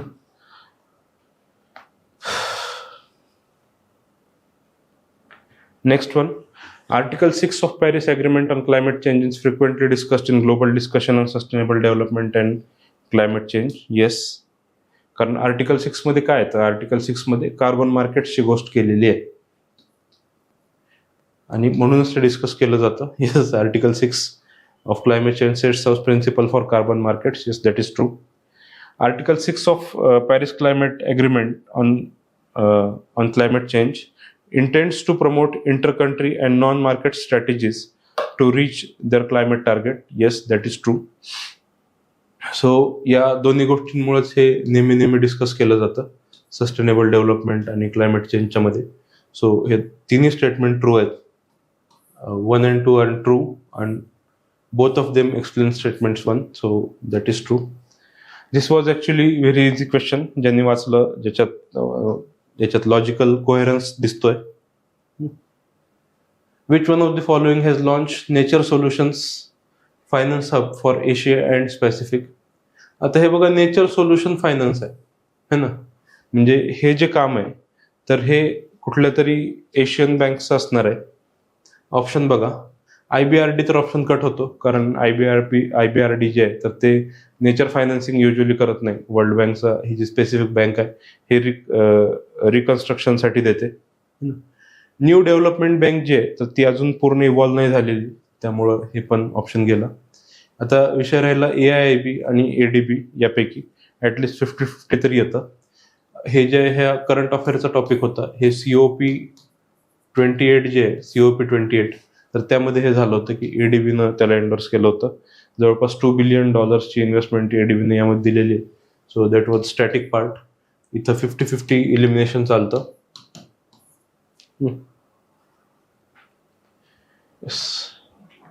Next one, this is very easy question. Direct air capture as an emerging technology. Direct air capture मधून काय होतं? कार्बन सिक्वेस्ट्रेशन होतं. आपण 2024च्या एका MCQ मध्ये बघितलं होतं की कार्बन सिक्वेस्ट्रेशनची मेथड काय काय. सो डायरेक्ट एअर कॅप्चर त्याच्यामध्ये पण होतं.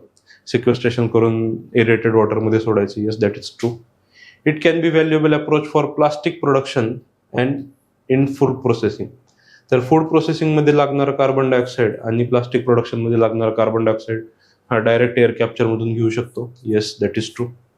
In aviation it can be a source of carbon for combining with hydrogen to create synthetic low carbon fuel. Yes, that is true. कारण anyways direct air कॅप्चरनी carbon dioxide तर store केलेलाच आहे. So हे फक्त लॉजिकनी solve होणारा question आहे. याच्यामध्ये फार काही डोकं लावायची गरज नाही. आणि याला ई फ्युएल्स पण म्हणतात, कारण याच्याने कार्बन कमी झाला ऍक्च्युली, कार्बन सिक्वेस्ट्रेशन वापरलंय. This species was in news. ही क्रिटिकली एंडेंजर स्पेसीज आहे, तर त्यामुळं ही नेहमी चर्चेत असणारी. आपण स्टॅटिकच्या पार्टमध्ये हे बऱ्याचदा बघितलेलं असतं. इट इज अन ऑमनिव्हरस क्रुस्टेशियन है ना, क्रुस्टेशियन. तर हा क्रुस्टेशियन नाही आहे, हा ऍक्च्युली स्पायडर आहे. पिकॉक टॉरेंचुला क्रुस्टेशियन नाही आहे. सो हे दोन्ही कट होतात. Its natural habitat is India and is only limited to some forest areas. Yes, that is true. हे आंध्र प्रदेशमध्येच मिळतं. त्याच्यामुळेच हे जे गोटी नाव आहे, गोटी म्हणजे पिकॉक असतं, नंदियालमध्ये मिळतं आंध्र प्रदेशमध्ये. In its natural habitat it's arboreal species. Yes, that is true. Spider आहे, झाडावरच राहणारा. So option D. ज्यांना माहित नाही हे त्यांनी काही नाही करू शकत, but it's a critically endangered species. So आपल्याला हे माहित पाहिजे. Carbon dioxide emission in India is less than 0.5 tons CO2 per capita. हे खूप जुनी गोष्ट झाली. आता भारताचा कार्बन डायऑक्साईड इमिशन जवळपास चौपट आहे. हे 2 टन इतकं आहे. आणि again that is part of static, कारण आपण कायम इंडिया चायना यांचं कम्पॅरिझन करत असतो, इंडिया US कम्पॅरिझन करत असतो. Per capital global emission, carbon इमिशनमध्ये भारताचा हा जवळपास कधी तिसरा कधी चौथा असा क्रमांक असतो. जर EUला घेतलं तर चौथा आणि अदरवाईज तिसरा क्रमांक असतो. So that is not true. आता बाकी 2 राहिले. In terms of CO2 emissions from fuel combustion, India rank second in Asia Pacific region. Yes, China इंडियाच्या पेक्षा आधी असतं नेहमी. So that is true. Electricity and heat produced are the largest sources of CO2 emissions in India. Yes, आपण बघितलं की thermal power plant जे आहेत तर ते कार्बन डायऑक्साईड खूप इमिट करतात इंडियामध्ये. तेच सल्फर डायऑक्साईड पण इमिट करतात. So that is true. Again option C. Consider the following pairs. आता काही काही प्लांट्सची नावं दिलेत. कसावा आधी पण आलं होतं है ना, बायोफ्युएल्समध्ये आपण बघितलंय कसावा आलेला आहे तिथं. तर कसावा हा वुडी श्रब आहे. Yes, that is true. Ginger herb असतंय आणि त्याला सोडोस्टेम पण असतं. हे आपण इयत्ता 9वीच्या एसेक्शुअल रिप्रोडक्शन इन प्लांट्समध्ये बघितलेलं असतं. So that is true. Malabar spinach जे आहे तर ते हार्बिसायडर क्लाइंबर आहे. हे मलाही माहीत नव्हतं, पण दॅट इज ट्रू. मिंट जे आहे, मिंटचं जे असतं, मिंट हे श्रब नाही आहे तर मिंट हर्ब आहे. आणि पपया वुडी श्रब नाही आहे. पपयामध्ये वूड नसतं. आपण जर पपईचं झाड कधी बघितलं तर ते सॉफ्ट वुडेड असतं है ना, वुडी नसतं, त्यात कडक वूड नसतं ते, त्यामुळे त्याला वूड नाही म्हणत है ना. ते हे पण हे चुकीचं आहे. सो याच्यामध्ये इलिमिनेशन टेक्निक फार काम नाही करत. तुम्हाला जर माहीत असेल तरच माहीत असतं. So only 3 is correct. But I would suggest की अशा क्वेश्चन्सपासून दूर राहायचं. इथं फक्त ती जी ट्रिक आहे -2 वाली ही काम करते, पण ती रिस्क तुम्हालाच घ्यायला लागेल. येस, हा लॉजिकल प्रश्न आहे. Again it is very logical. आणि याविषयीचे MCQ या आधी येऊन गेलेले आहेत है ना. सेम क्वेश्चन रिपीट झालेला आहे. Rain forest produce more oxygen than that produce by ocean. तर असं नाही. आपण एक क्वेश्चन बघितलं होतं ज्यामध्ये होतं की corals are known as rain forest of the ocean. Corals पण तितकं ऑक्सिजन तयार करतात किंवा फायटोप्लॅन्क्टॉन्स पण खूप जास्त ऑक्सिजन करतात. तर हे असं नाही आहे. सो हे 2 तर कट झाले. Marine phytoplankton and photosynthetic bacteria produce about 50% of world's oxygen. Yes, that is true. तर त्यामुळे रेन फॉरेस्ट मोर ऑक्सिजन तयार नाही करू शकत ओशनपेक्षा, रादर इट इज व्हेरी लेस. कारण अजून पण आहेत. वेल oxygenated surface of water contains several folds of higher oxygen than that of atmospheric oxygen. तर असं नाही आहे. ॲटमॉस्फेरिक ऑक्सिजन ॲटमॉस्फिअरपेक्षा लोअर ऑक्सिजन असतो वॉटरमध्ये कधी पण. ॲटमॉस्फिअरमध्ये 21% असतं. तिथूनच पाण्यात ऑक्सिजन जातो बऱ्याचदा. आणि जर पाण्यात ऑक्सिजन तयार झाला तर तो लगेच एअरमध्ये येतो. तर त्यामुळं only 2 is the correct answer. Yes, now read the sentences. This question again coherent thinking आणि common sense लावून सॉल्व करता येतो. Activated carbon is good and attractive tool to remove pollutant from effluent stream and remediate contaminants from the industries. Yes, activated charcoal आपण कोलगेटच्या ॲडव्हर्टाईजमध्ये बघितलेलं असतं. It's activated charcoal technology. तर हीच ती activated carbon technology. Activated carbon exhibits large surface area and strong potential for absorbing heavy metals. Yes, म्हणूनच हे वापरलं जातं कंटेनमेंट कमी करायला. Activated carbon can be easily synthesized from environmental waters with high carbon content. Yes, that is true. आणि easy असल्यामुळंच ते attractive tool आहे. म्हणजे एकाने त्याचं फंक्शन सांगितलेलं आहे काय ते, आणि हे इकॉनॉमिक यूज सांगितलेलं आहे. सो स्टेटमेंट 1ला हे दोन्ही स्टेटमेंट एक्सप्लेन करतायत. हे तिन्ही स्टेटमेंट जरी करेक्ट असले तरी बऱ्याचदा त्याचा संबंध लागत नाही. इथं मात्र इथून फंक्शन एक्सप्लेन केलं जातं आणि इथून इकॉनॉमी ऑफ स्केल त्याची एक्सप्लेन केली जाते. So in my opinion both are correct and both of them explain statement 1. That should be the answer. Yes, this is very easy question. कारण यांनी जे इथलं हे न कळणारी बाब आहे ती क्वेश्चनमध्येच देऊन टाकली. World Bank want that India could become one of the first places where wet bulb temperature routinely exceeds 35 degree Celsius. याच्याने काय होईल बा असं विचारलेलं आहे. तर वेट बल्ब टेम्परेचर आणि ड्राय बल्ब टेम्परेचर असे 2 टेम्परेचर असतात. त्याच्याविषयी तुम्ही जिओग्राफीमध्ये वाचून घ्या. मी ते फारसं एक्सप्लेन करणार नाही. पण बघूया. Peninsular India will most likely suffer from flooding, tropical cyclones and droughts. आत्ता पण तर हे वाढतंय ना क्लायमेट इरेग्युलरिटीज. मग आपण इकडे गेल्याच्या नंतर ते खूप वाढणार, कारण हळूहळू आपलं टेम्परेचर वाढतंय. वेट बल्ब आणि ड्राय बल्ब ह्या 2 मेथड आहेत. तर पैकी वेट बल्ब मेथडच्या मध्ये ह्युमिडिटी कन्सिडर केली जाते क्लायमेटमधली, आणि वेट बल्बनी टेम्परेचर मेजर केलं जातं. एनिवेज टेम्परेचर ग्लोबल वॉर्मिंगमुळे या गोष्टी क्लायमेट इरेग्युलरिटी वाढतात. Yes, that is true. Suffering of animals including humans will be affected as shedding of their body heat through perspiration becomes difficult. Yes, पर्स्पिरेशनमुळे काय होतं, घाम येतो आणि तो नंतर इव्हॅपोरेट होतो. पण ज्यावेळी व्हेरिटेबल टेम्परेचर 35 डिग्रीपेक्षा जास्त जाईल तर त्यावेळी इव्हॅपोरेशन नाही होणार आणि त्यामुळं आपल्या बॉडीचं टेम्परेचर कमी करायची जी प्रोसेस आहे ती हॅम्पर होईल. So that is true. That was very technical and nice question. So असे प्रश्न आल्यावर थोडंसं ब्रॉड माइंडेड व्हा, कॉमन सेन्स वापरा, जर लॉजिक वापरा की बाबा नेमकं काय काय होऊ शकतं. So this is the scene. Again this is very static question. Artificial rain कसा पाडला जातो, सिल्वर आयोडेड आणि potassium iodide. I am not going to explain this. स्टॅटिकचा पार्ट आहे. Which organisation has enacted nature restoration law to tackle climate change and biodiversity loss. तर आपल्याला माहिती आहे की सध्या EU जे आहे युरोपियन युनियन, ते खूप सगळे कार्बन टॅक्स, कार्बन लॉज वगैरे वगैरे आणत आहे. तर नेचर रिस्टोरेशन लॉ पण त्यांनीच आणला होता EU.